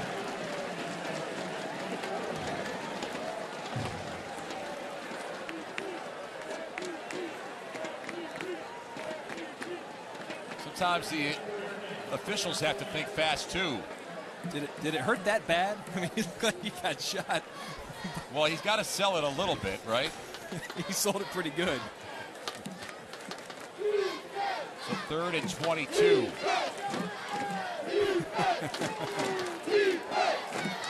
Cobb will have to try to couldn't even get out of the pocket. Well, BG able to collapse on it. Gus Schweigerman, the freshman from Tip City, Ohio, able to blow that play up and bring out the punting unit for the Keydets.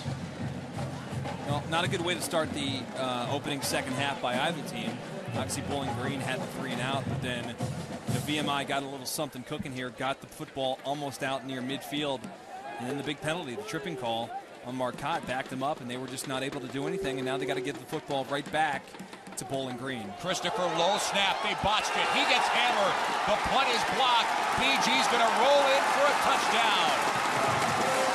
The Falcons get big-time pressure off the miss. Hervé Kobe scores another special teams touchdown for the Falcons. First it was the punt return by Burbrink, and now Hervé Kobe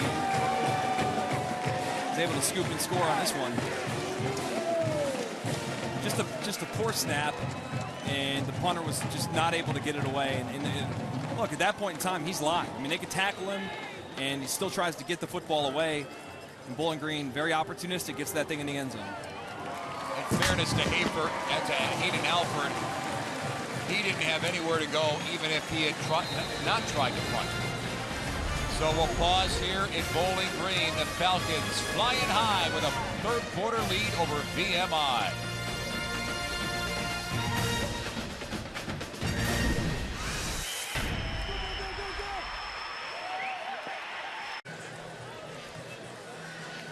Good times for the BG fans here in northern Ohio. Was that you in college? With the green hair? That's a little aggressive for me. Yeah. Not for you.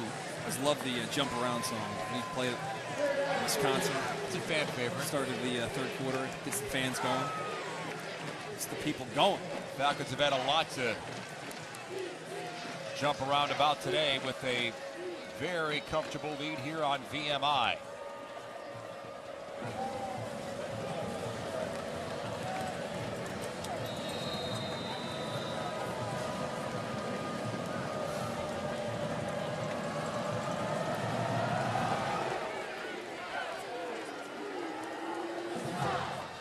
Caught far side. VMI is going to try to get some yardage on this return by Greg Sanders.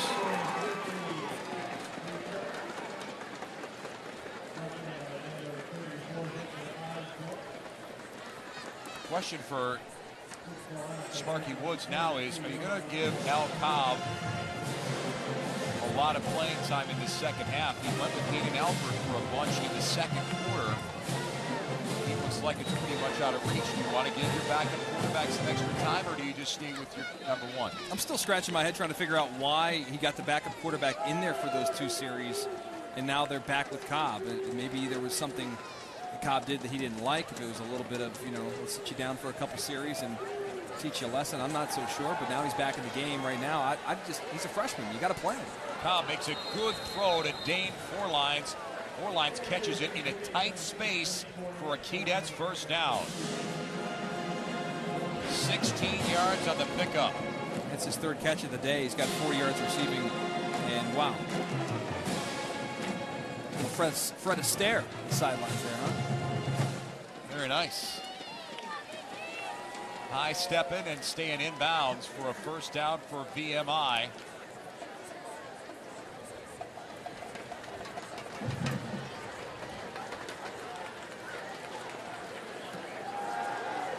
Cobb throws, comeback route, that's complete to Doug Burton. Short and conservative. That's been the mantra in the Keydets passing game today.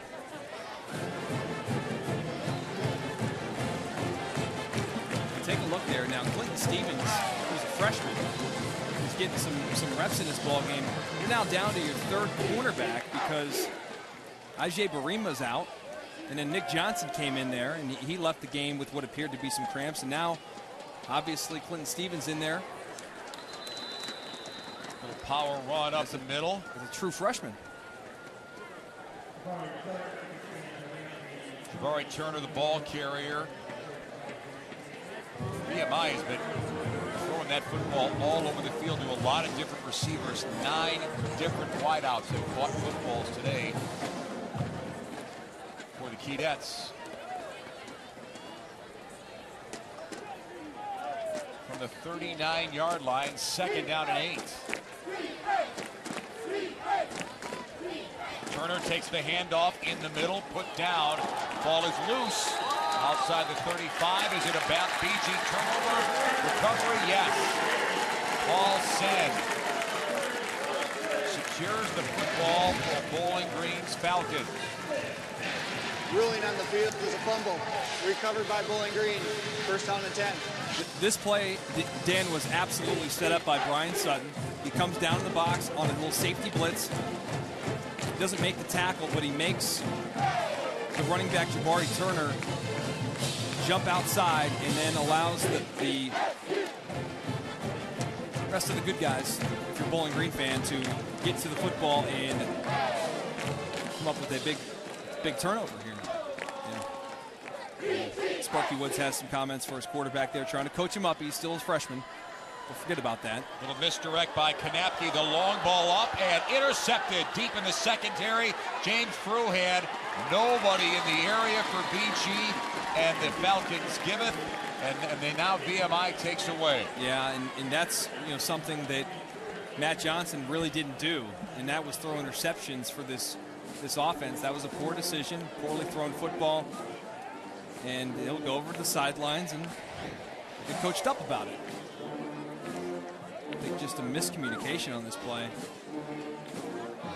But I love at the end of the play. Look at Ronnie Moore. This kid is everywhere on special teams, wide receiver. and then a pass is intercepted, and he runs it down and makes a play.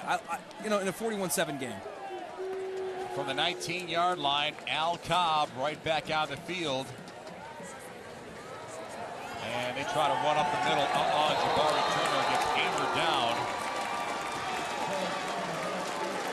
Boy, BG's defense getting revved up. That's Jaleel Crowley and Charlie Walker. Walker makes the tackle. Look at this. Well, that is gang tackling at its finest.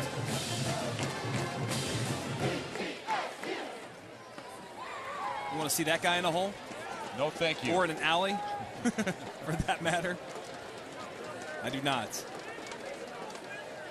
2nd down and 9. That's a gain of 1. Cobb will throw. Complete far sideline and a big-time hit right after the catch is laid out. Perfect tackle on the outside by Darrell Hunter. This is a 5-yard hitch, and Hunter comes up and just plants and drives on this thing and makes clinic quality tackle. It's a gain of 6 though. 3rd and 3 from the 26.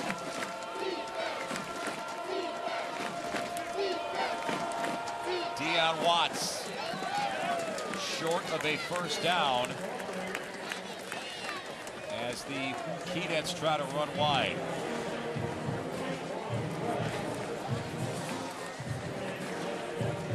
Again, Paul Sen getting in there. That is a wall of orange. Ryland Ward, Gabe Martin.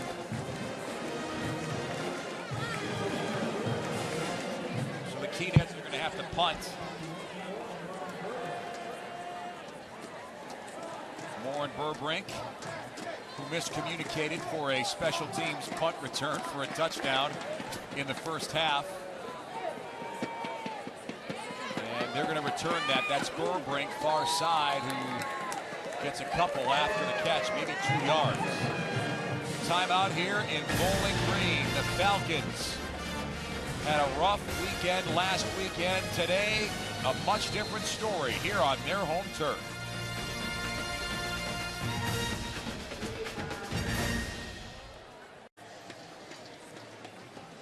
A picturesque Saturday here at Deutz Perry Stadium, and the special teams have amped up their game today here against VMI.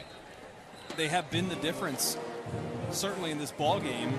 The blocked punt for a touchdown, the Ryan Burbrink punt return for a touchdown, the missed field goal by VMI at the end of the 1st half. Special teams has been huge. Huge for Bowling Green in this game, and you expect them to play well against VMI. There's no question. It's not a secret. But if you're Coach Dino Babers, you still want to see all 3 phases continue to get better, and you don't want to have any sort of a letdown against VMI, and they certainly have not. Travis Green is going to run wide and get some yardage inside the midfield by 1 yard. Boy, good running by Travis Green. He did a lot of damage in the 1st half. That's an 11-yard run. He's well over 100 yards in this football game. It's a gain of 13 yards. Comeback throw complete to Heath Jackson. That's a loss of 1. To extend your point, Dustin, the special teams has really helped build off of the foundation that was laid by Travis Green and the Falcons offense. No, there's no doubt. It has built off of the offense with Green leading the way, and then when you're able to get special teams touchdowns, and we saw last week, and you and I were up in Ypsilanti with the Eastern Michigan game, special teams were a factor in that game as well. They can be huge. They can be game-breaking type of plays, and certainly have helped Bowling Green out to the 41-7 lead they have right now. Pass complete to Ronnie Moore. Alex James makes the tackle for VMI. And the importance of this game, Dustin, obviously winning, helping purge some of those negative thoughts and feelings after the game last Friday against Western Kentucky. as we see that pass. I think it's complete to Moore on that far side. Might pick up a yard. But maybe most important is to have the BG offense get a little bit of mojo going, because next Saturday, the Hoosiers of Indiana are going to come in here. And that's going to be a much more difficult test for them. And any confidence that James Kanapke can take out of this game and use to build his own foundation for next week, that's going to be very Dan, important. I think it's a great point. You know, and that is a huge game on the schedule. It's been circled for quite some time. You know, getting to host a Big Ten opponent here at Dwight Perry Stadium is something that the fans here are very, very excited about. But with what you saw against Western Kentucky last week, you know, you're a little nervous going into that game. You want to make sure your offense and defense and special teams are on the same page, because Kevin Wilson, the head coach at Indiana, runs a very high-powered offense as well, and they're going to come into this game very prepared, and that should be a fun one to watch. I'd expect a lot of scoring, but to your point, this was a perfect game to kind of get you back on the same page, and with Matt Johnson being out, you wanted to see what Kanapke could do, and there's only so much that practice reps can do for you, as opposed to getting into a real live game, and that's what he has done today, and he's looked good at times. A timeout here at Dwight Perry Stadium. Under 5 minutes left to go, third quarter. BG living large at home.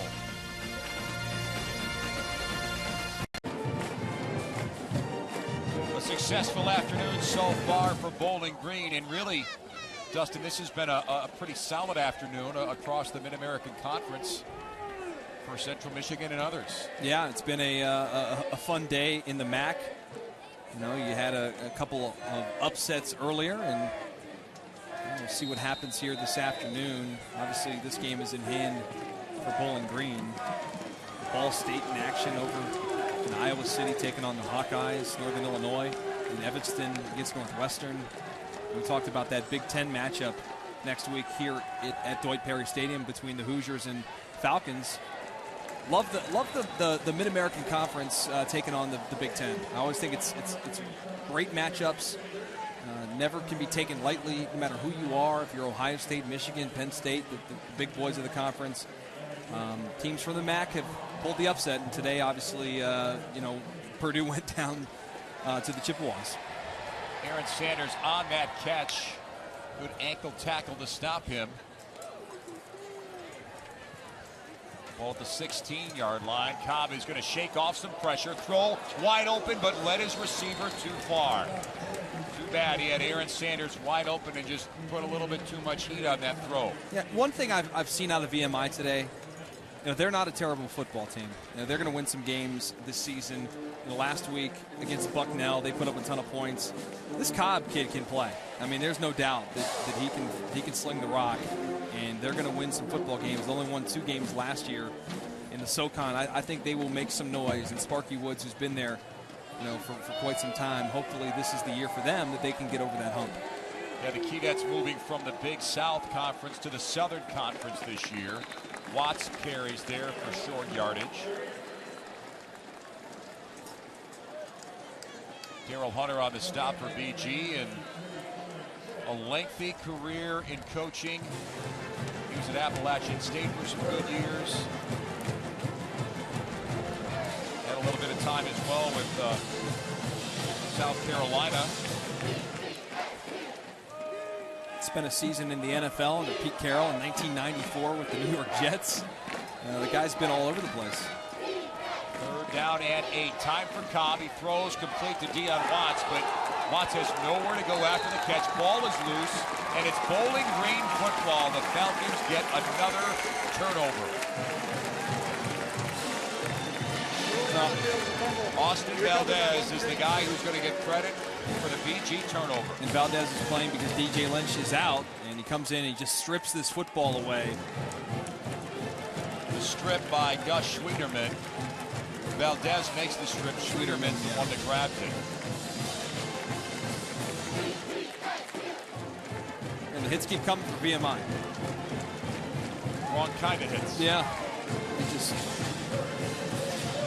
Bowling Green's just too talented, and you knew it was going to happen at some point, but obviously the Kanapke hands off. Fumble on the other end. Maybe BG recovers this.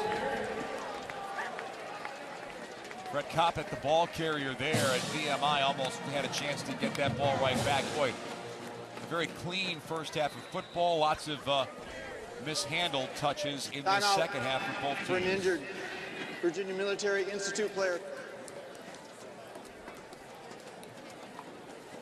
Just gets stood up there by Alex Keys. And right as he's coming down, that's a fumble. BG's lucky to have that thing back. It seems like today, Dan, whenever there's been a turnover, the other team seems to want to give it right back to the other team. It's happened a couple times.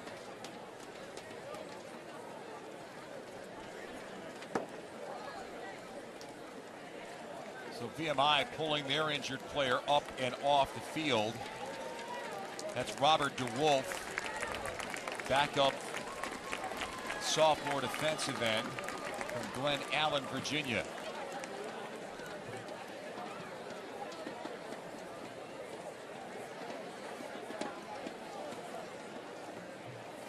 Ball is spotted at the 15-yard line for Bowling Green. Falcons have back-to-back weekends with Big Ten teams. Indiana next Saturday here, and then Wisconsin in Madison on September 20th.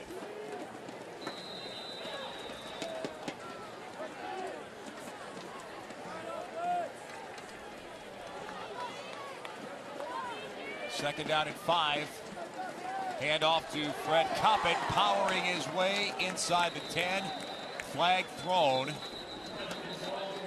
Another injured player down for VMI. Denton Ensminger. The other side of that defensive front. Personal foul. Shot block. Offense, number 71.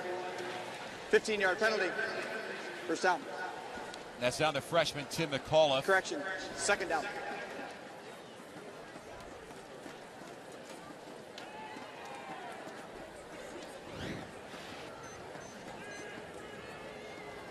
Take a look.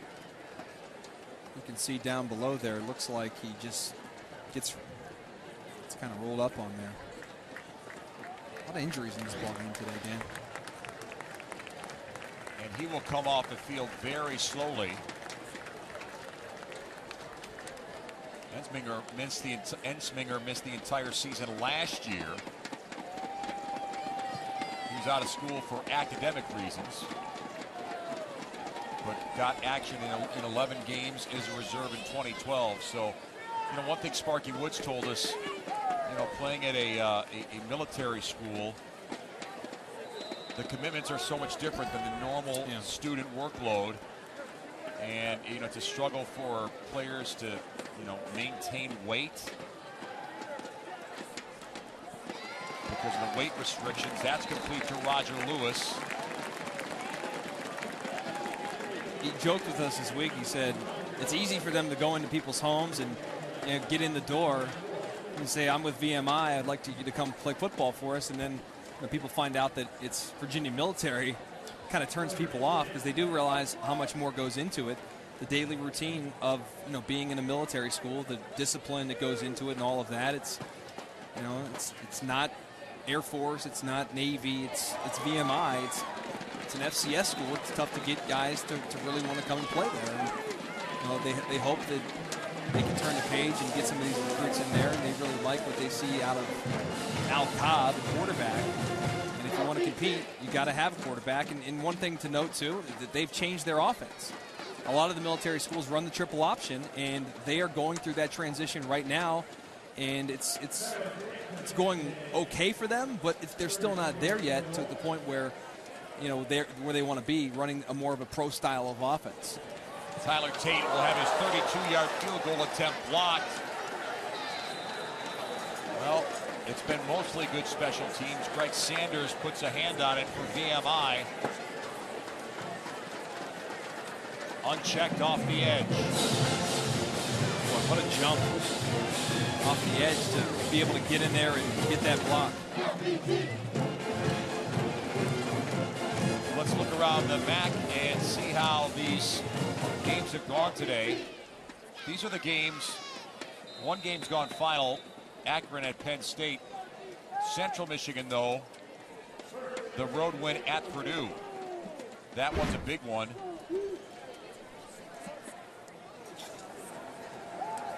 Western almost had a road win at Purdue last week.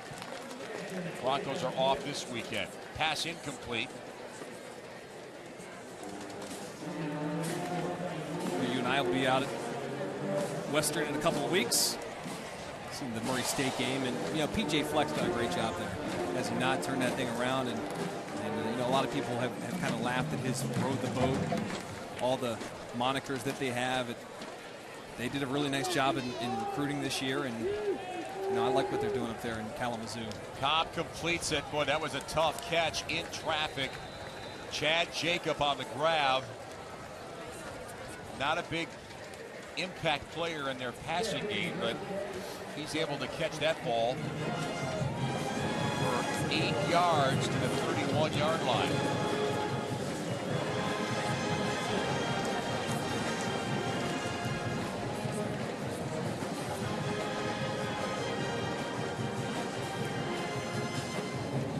Third and short.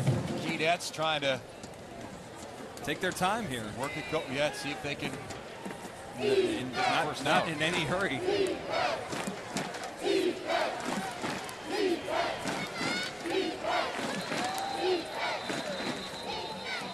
Play is blown dead.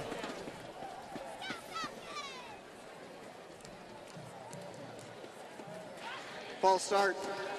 84 offense. 5-yard penalty.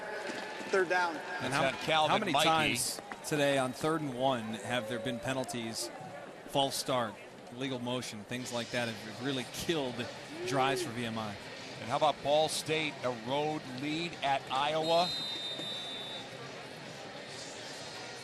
Massachusetts giving a good game to Colorado. And the Chips. Something about Dan Enos, they're always able to get a road win. They had a road win at Iowa a couple of years ago. And they won that game today without Titus Davis, their best #1 wide receiver. He's out with an injury, and they still go into West Lafayette and pull out the upset. 3rd down and 7. Cobb under pressure, hit, incomplete. Ryan Thomas got the hit.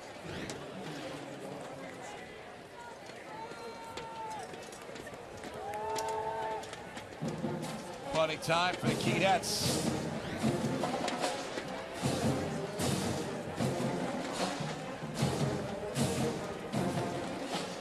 Burbrink is the lone return man for the Falcons. On a 4th and 7, he's at his 35. High snap, but playable. Got it off. Not easy for Alford, and a flag maybe running into the punter. Boy, special teams have just broken down all over the place. And the kicker. Defense, number 28. 15-yard penalty from the previous spot. Automatic first down. Yeah, just a little bit over-aggressive here. Their special teams got a block on the last one, and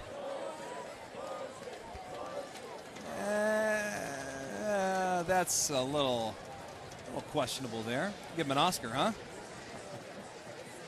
Looked like LeBron James or Dwayne Wade flop.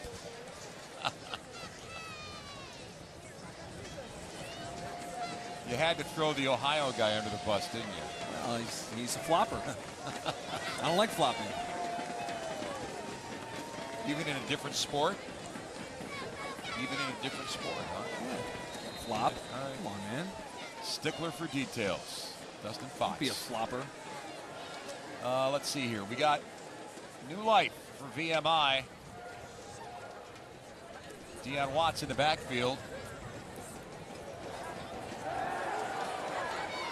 Long ball throw and intercept. Oh, almost. Boy, that was close. Clinton Stevens, who we mentioned before, the 3rd-team defensive back, 3rd-team cornerback, in there because of all the injuries. Boy, does a great job. Flips his hips back around and almost comes up with a great play. It was a great play, just didn't finish it off. Couldn't quite hold on. Special teams helping out Bowling Green's Falcons as we head to the fourth quarter and a big lead for BG at home.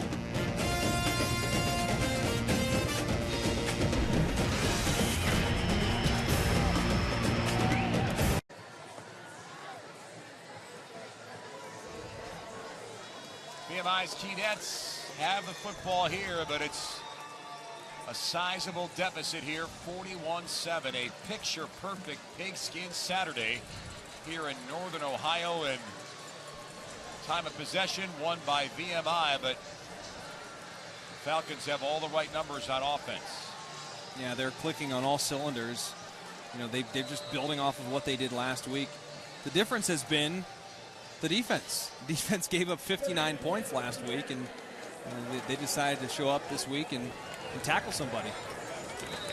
This pass complete to 4 lines. Pushed out by Brian Sutton. Sutton, the senior from Fishers, Indiana. Again, the huge Friday night game last weekend in Bowling Green. Defensive captain.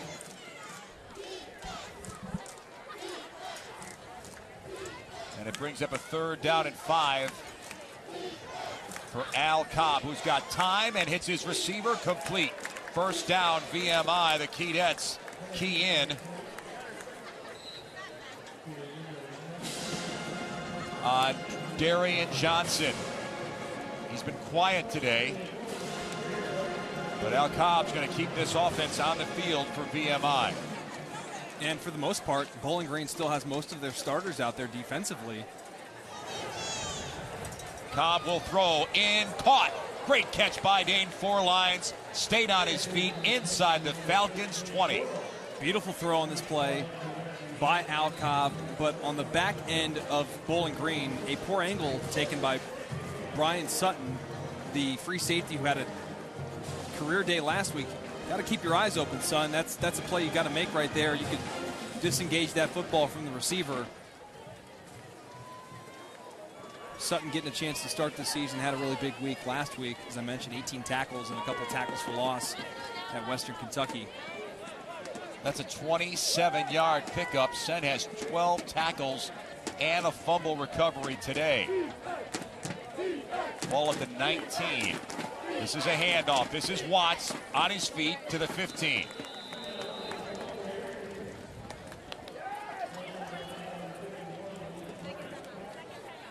Malik Brown, the tackler for BG.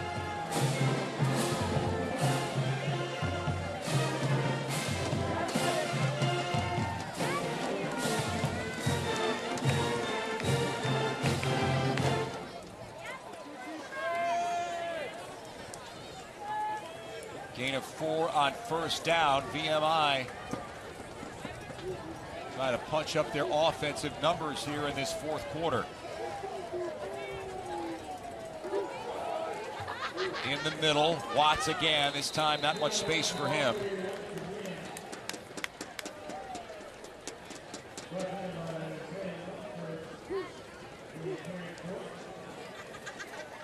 Two-yard gain. You have to have abs to show your belly. I always wonder about that. Not for linemen. Not for big guys like that. No, the big hosses can he's do a what big, they he's want. A big hoss, huh? And as tired as he looks, I don't think he cares. No. nor would I say that to his face. Oh, we know that. Timeout here for Bowling Green. The Falcons living large on VMI here at Deutsch Perry Stadium.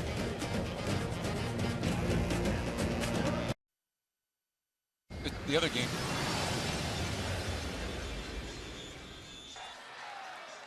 Now it's time for the Capital One Impact Performance of the Week. Their running game for BG in good hands. Travis Green, another 100-yard plus outing. Some of those runs, he didn't even break a sweat. When you can jog into the end zone, that's pretty easy. A converted wide receiver who is turned into one heck of a tailback. Yeah, you betcha. 3rd down and 4. That's inside the 15. Cobb is going to throw and incomplete. He wanted Aaron Sanders, but Sanders kind of got bottled up there by Darrell Hunter. Couldn't separate, and it brings up 4th down and 4.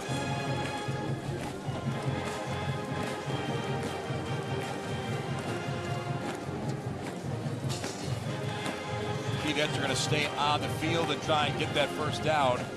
They've got to get to the 13. Sorry, they got to get to the 9. A well-deserved rest for Travis Green.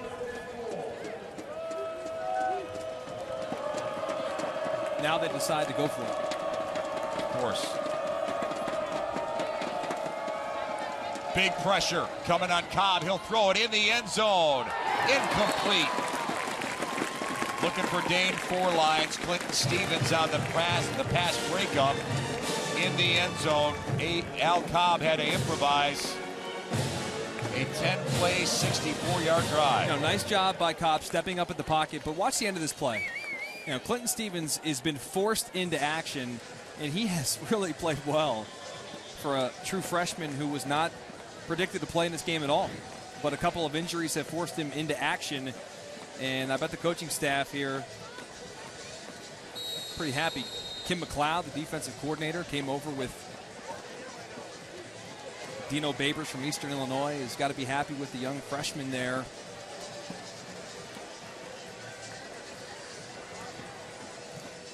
So it's BG football with a lot of 4th quarter left here at Bowling Green, and a busted play for Travis Green. That play didn't develop at all. Seemed like a little bit of miscommunication, a loss of 4 yards. It's always interesting when teams that are no huddle and run only or up tempo, excuse me. At the end of ball games, when you really want to run the clock, it's funny to watch them try and slow down. Try and downshift. Yeah. Comeback route complete. That's Travis Green. He'll get bottled up and forced out. Darnell Ashton right on top of Green after the catch for the Keydets.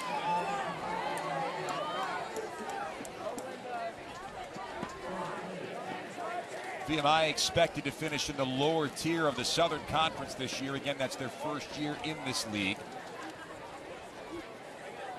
Kanapke will complete to the 25 to Roger Lewis, freshman, Pickerington, Ohio.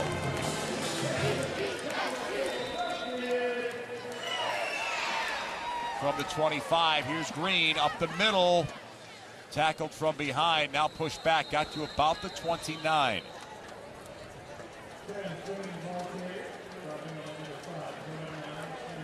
Surprised in a blowout game like this, you'd have your star running back still out there.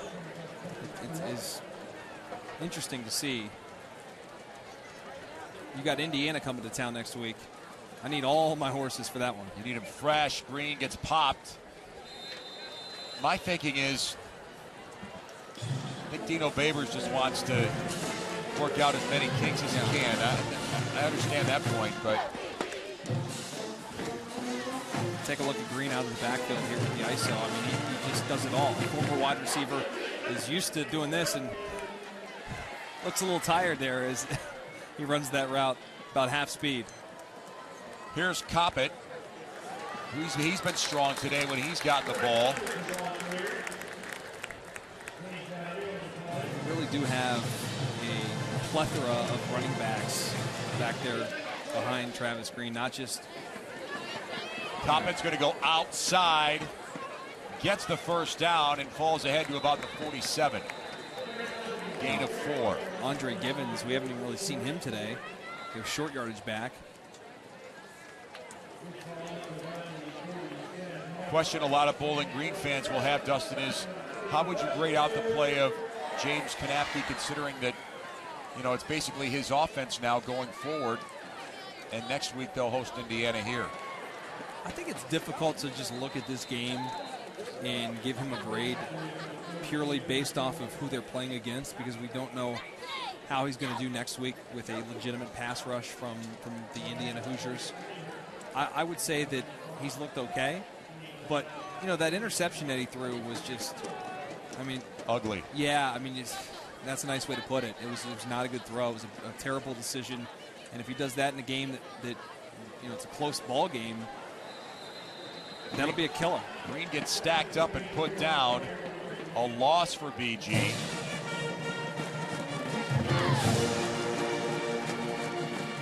Happy's numbers look good. 18 to 27 for 168 yards, but the one INT and no touchdowns. No touchdowns. And again, the Falcons got a lot of special teams help. Deep ball, Kanapke caught. Got one now. Roger Lewis, touchdown. Got one now. And Roger Lewis all day has been trying to find the end zone. He was hitting stride earlier, but out of bounds. Finally gets in the end zone, and right on cue, just when we say, hey, Kanapke can't get in the end zone, bam. Jinx, 49 yards on the throw to Roger Lewis from James Kanapke. Right in stride, over two defenders, and look at the speed at the end to put this thing into the end zone. Right in front of the VIP section, where you'll be in a couple minutes after the game. Only if you get me in. The running tandem of Fred Coppin and Travis Green, averaging almost 8 yards a carry for BG today. The long ball flicking for the Falcons at home.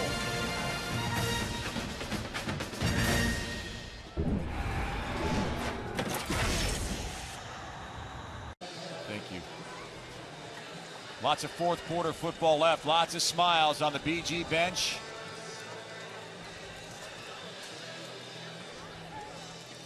You know that James Kanapke wanted to get a touchdown throw of his own. That's the total numbers for him today. Total yardage for him today. Roger Lewis had a big day receiving so far for BG. 6 catches, 140 yards.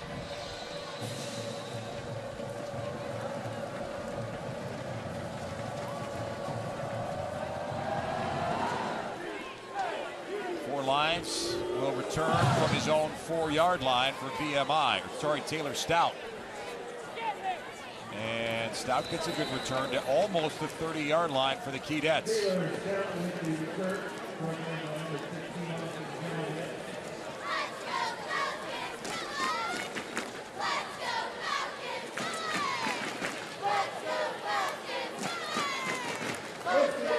Now you see some backups. Going to get in there for Bowling Green. Some of these young fellas some reps. Hayden Alford will come back to the quarterback position for VMI. And a lot of minutes in the second quarter, but wasn't able to do a lot. Jabari Turner is your ball carrier for the Keydets.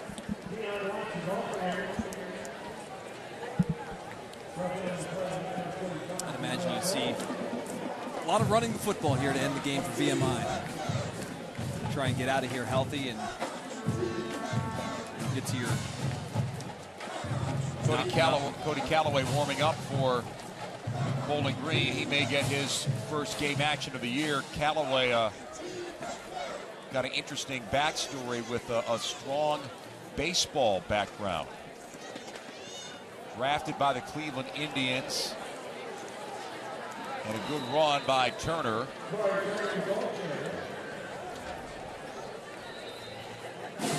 A good run by Turner here on the outside. Bounces it out. Nice stiff arm there. Picks up the first down. VMI, by the way, next week, they go from playing Bowling Green to getting back home to play Davidson. And I think that competition will be a little bit different than playing the Bowling Green Falcons here this afternoon. Ball at the 43-yard line. Keydets will hand off, and Turner gets met head-on by Bernard Turner. Turner able to slow him down. Ball ball just shy of midfield.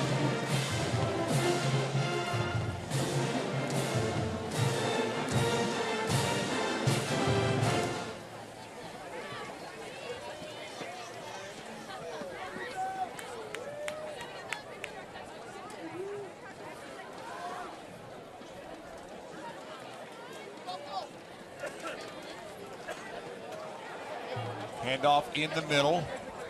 Turner again gets his number called, but looks like he's got enough for a Keydets first down. It's amazing what happens when you get a chance to keep your starters in the ball game. Talking about VMI, and then of course the backups here. Most of the backups for Bowling Green across that front seven have been replaced. Starters have been replaced, rather. Turner looks pretty good.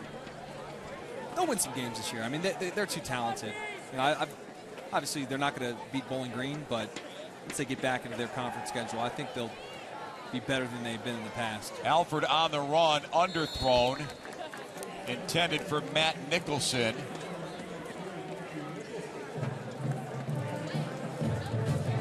Again, the challenges for VMI moving into the new conference.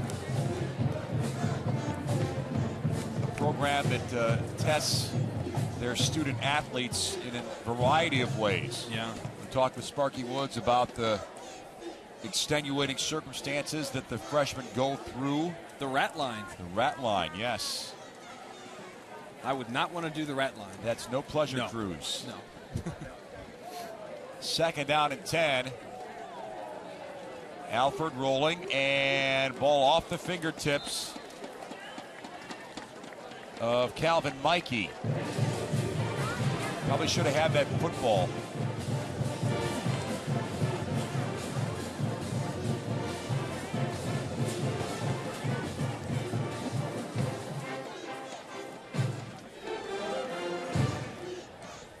Third down and 10 looming here for the Keydets,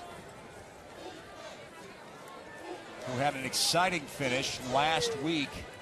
And that game was really almost winnable for VMI last week. A 62-yard punt return in the fourth quarter swung it against the Keydets. And now a hit from behind. Down goes Alford. What a big-time smash there by Terrence Bush. Yeah, and Alford just did not see Terrence Bush coming in. And sorry, Malik Brown was the one who hit him. Excuse me, Malik Brown. No, it was Bush. Sorry.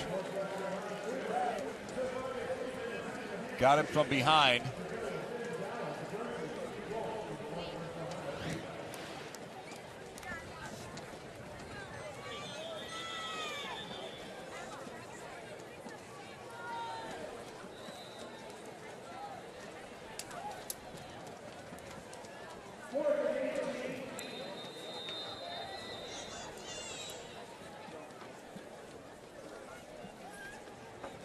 So a little bit of a delay before we get this punt off here. Warren Burbrink ready to return.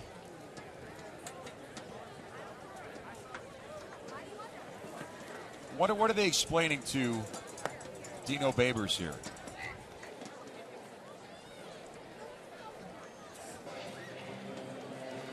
Any thoughts? Bowling Green is challenging the ruling on the field of the runner down. The previous play is under further review.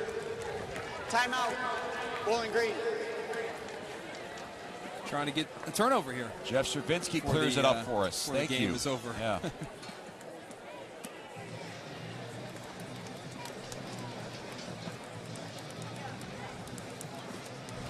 So let's look at this play and see what BG is questioning here. Well, they think this ball got stripped.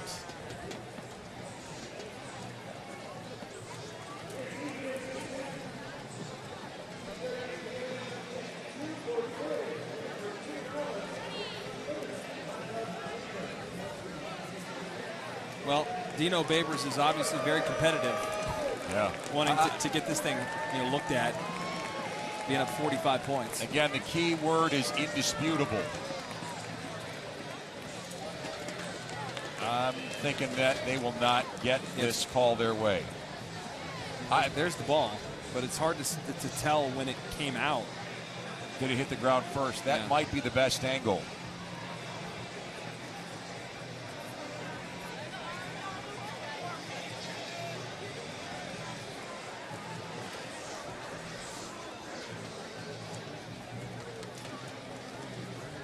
I can't see enough to overturn it.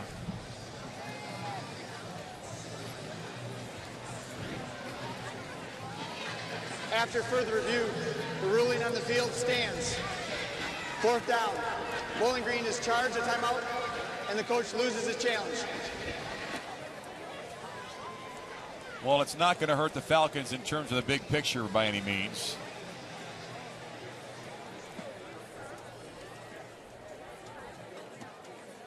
Sparky Woods is happy about that challenge? Not one bit. No, I don't think so either.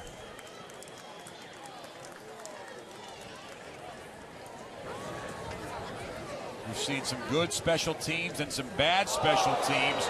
And there's a hit and a loose ball. Burbrink was the return man who got knocked over by his own man. And they're going to... There's been some serious miscommunication on the back end of these punt returns. And it's not often you have a problem between two return men, Moore and Burbrink. That happened earlier in this game. It turned out great for Bowling Green. This time it's Bonnie Moore holding his left elbow. And again, friendly fire here in Bowling Green. The Falcons dropping in their home opener. It's not perfect, but the scoreboard looks awfully nice here at BG for the Falcons.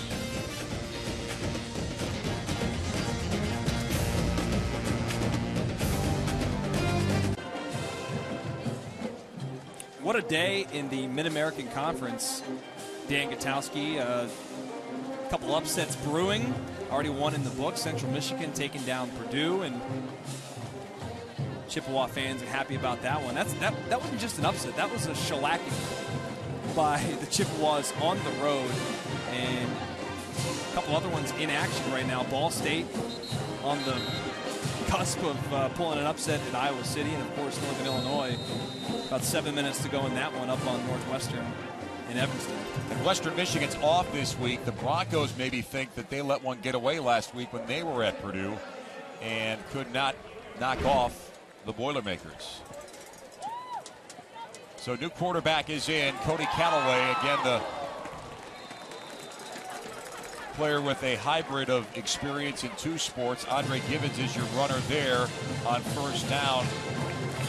Callaway, the 34th round pick of the Cleveland Indians in this year's NFL draft. Look at this run. Gibbons getting some touches. Inside 5 minutes left. Well, the personnel changes, the tempo does not for Bowling Green. And they're going to give every opportunity to some of these backups to learn how to run this offense. And look, I get it. The game is in hand for Bowling Green. And there may be a fumble on this. That ball looks loose, and it's a fumble, and they're going to unpile and see who's got possession. VMI is.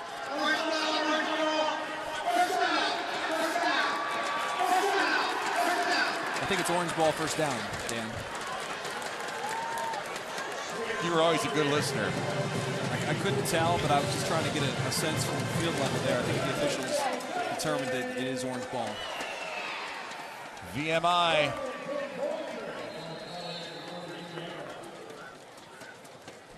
He was very excited about that. Timeout. Virginia Military Institute. They're second to the half. Keydets takes some time out here with 4.5 minutes left. Let's see where this almost fumble occurred. Or almost turnover. Bad snap. Ball's loose.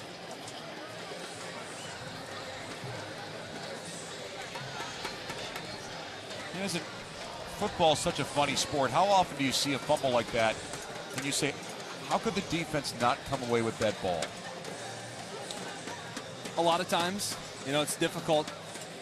That's why you play defense half the time.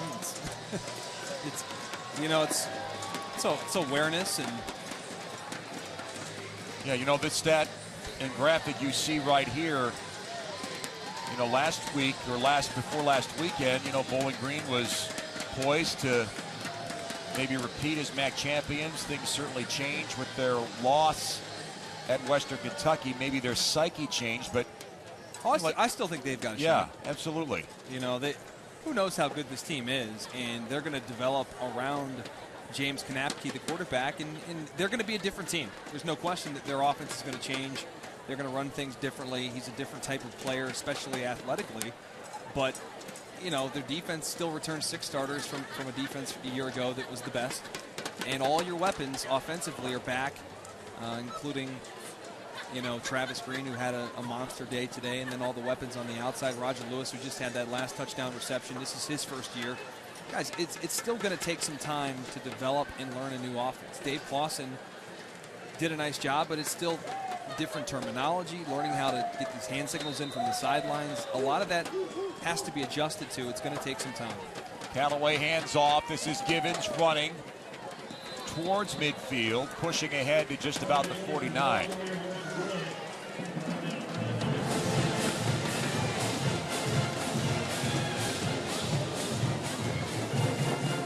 Gain of 6 yards. They pile it up and get the first down. A flag thrown. Givens gets the touch, gets the first down, but let's see what the flag's all about.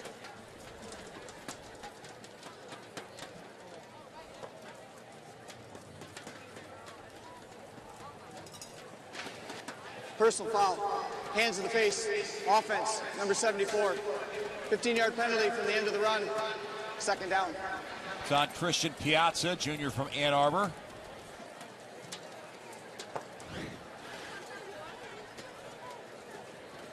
Oh, right there. Oh, you pull his helmet off. That might get caught. They'll get you 15 for that one. So now it's second down and 19. BG's going to get out of this game with a shot of self-confidence.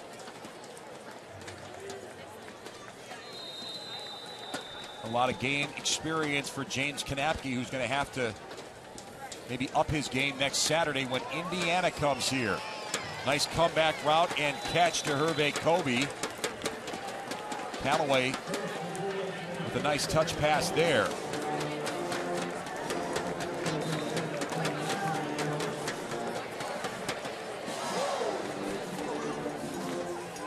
From the 44, this is 3rd and 9.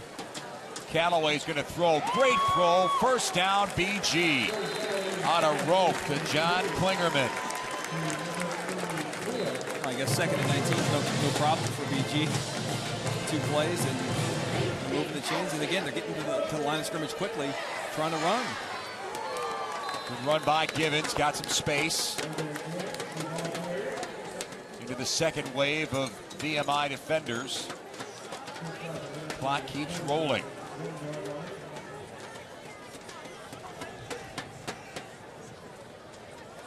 Here's Callaway, all kinds of time. Now he'll shake off the rush and makes an ill-advised effort to stay in bounds, but fortunately doesn't get hit. Caleb Lindsay on the stop for VMI. Game clock keeps rolling inside 3 minutes left.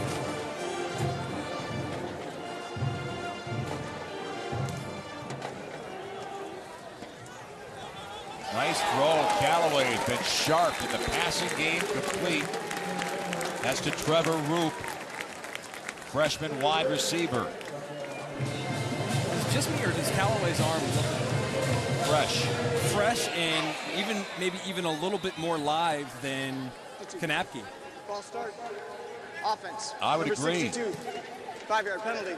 Granted, it's only 3 throws, but still. Yeah, there's a lot of people around this program, Dan, that have high hopes for Cody Callaway. Just a freshman, but brings a lot to the table. Some expected them to maybe even go with him after Matt Johnson went down. You wonder if getting an opportunity here to look at him, if they go back to the tape and make a decision. I think it'd be difficult to put him out there next week against Indiana. He may not make it the next week. Ball is fumbled. VMI is going to pick it up. A big hit on Callaway. And the Keydets get the recovery. Ryan Francis able to scoop it up. And boy, the School of Hard Knocks is knocking on the door here for Callaway. Yeah, no pun intended, but geez, what a hit. Can't leave your feet as a quarterback. Not when you're about to get hit. No. Greg Sanders was the one who put the hit that forced the turnover, and VMI is going to roll their offense out here. Do have a score update for you. Iowa has taken the lead over Ball State. Dan Gutowski. The Hawkeyes with a 2-touchdown swing in a not very long amount of time. Taylor Stout running for VMI.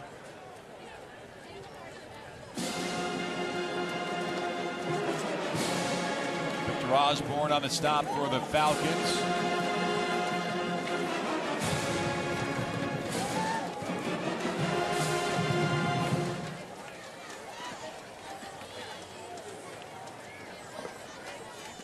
Second down and 4 here for the Keydets.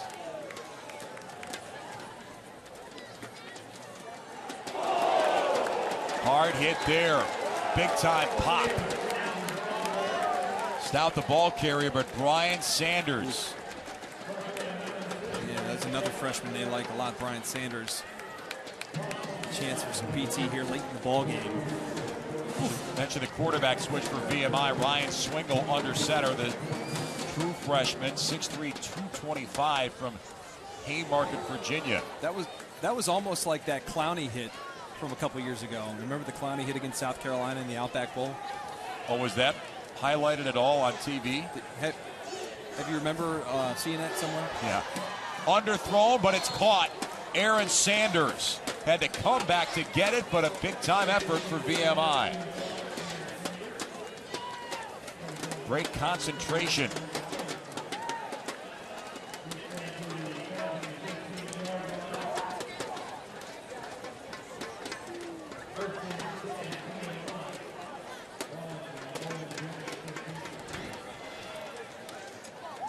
I thought he got away with maybe a little offensive interference there as he kind of pulled his way through. Good focus on the ball, though. Ball at the 15. VMI 1st and 10. And a sharp throw in the end. Oh, incomplete. Aaron Sanders just couldn't hang on enough. Ryan Swingle put a lot of heat on that throw. Boy, these third-string quarterbacks have looked good. Good arms on these guys. Yeah, both of them have shown extremely live arms late in the ball game. Just didn't quite have enough ball control. Close. Man, with 20 seconds to go, they're still looking to get some points on the board. Make you feel better on the flight home. Second down and 10, waiting for the Keydets.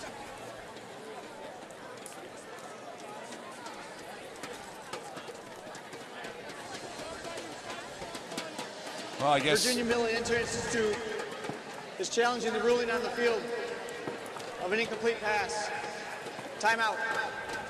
Sparky Woods figures, well, Dino Babers got his turn, I'm going to get mine. I just don't see possession. No, that's an incomplete pass.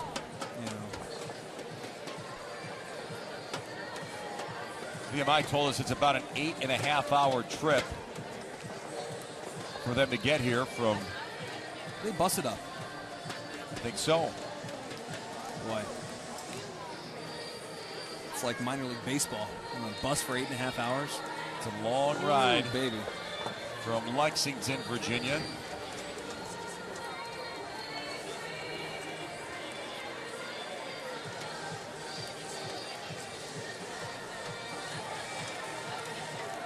Review. The ruling on the field is confirmed. Incomplete pass.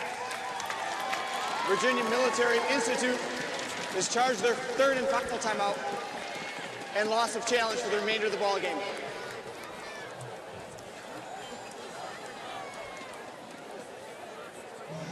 So Sparky Woods rolls the dice. Comes up empty.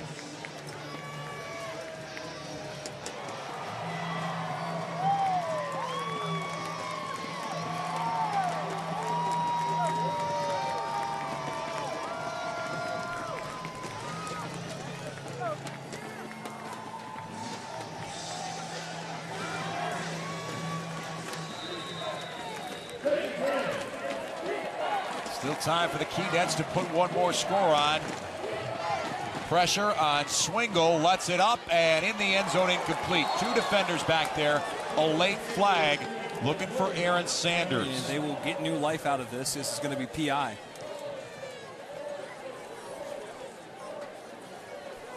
Jalen Dingle on the coverage.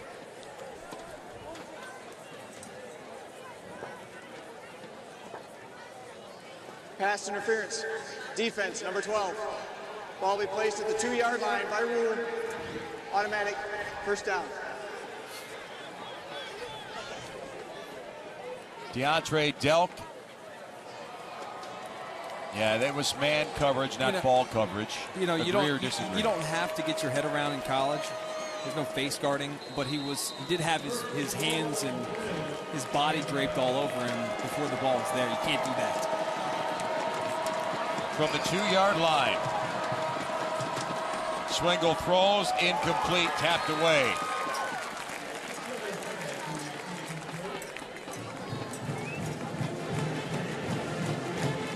Did you pass or run there? Well, you don't have any timeouts left, so they want to score and 9 seconds left. You run the ball, you have one play.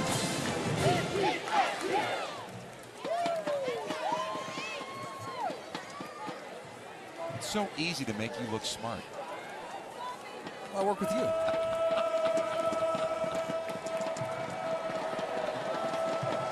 Maybe our last play here at BG on 2nd and goal. They go the same direction, ball batted down.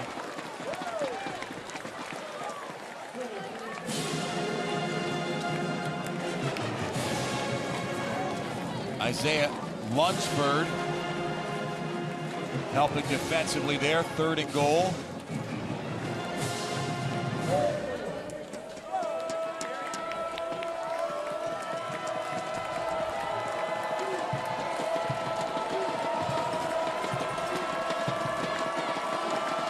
They throw back and tipped.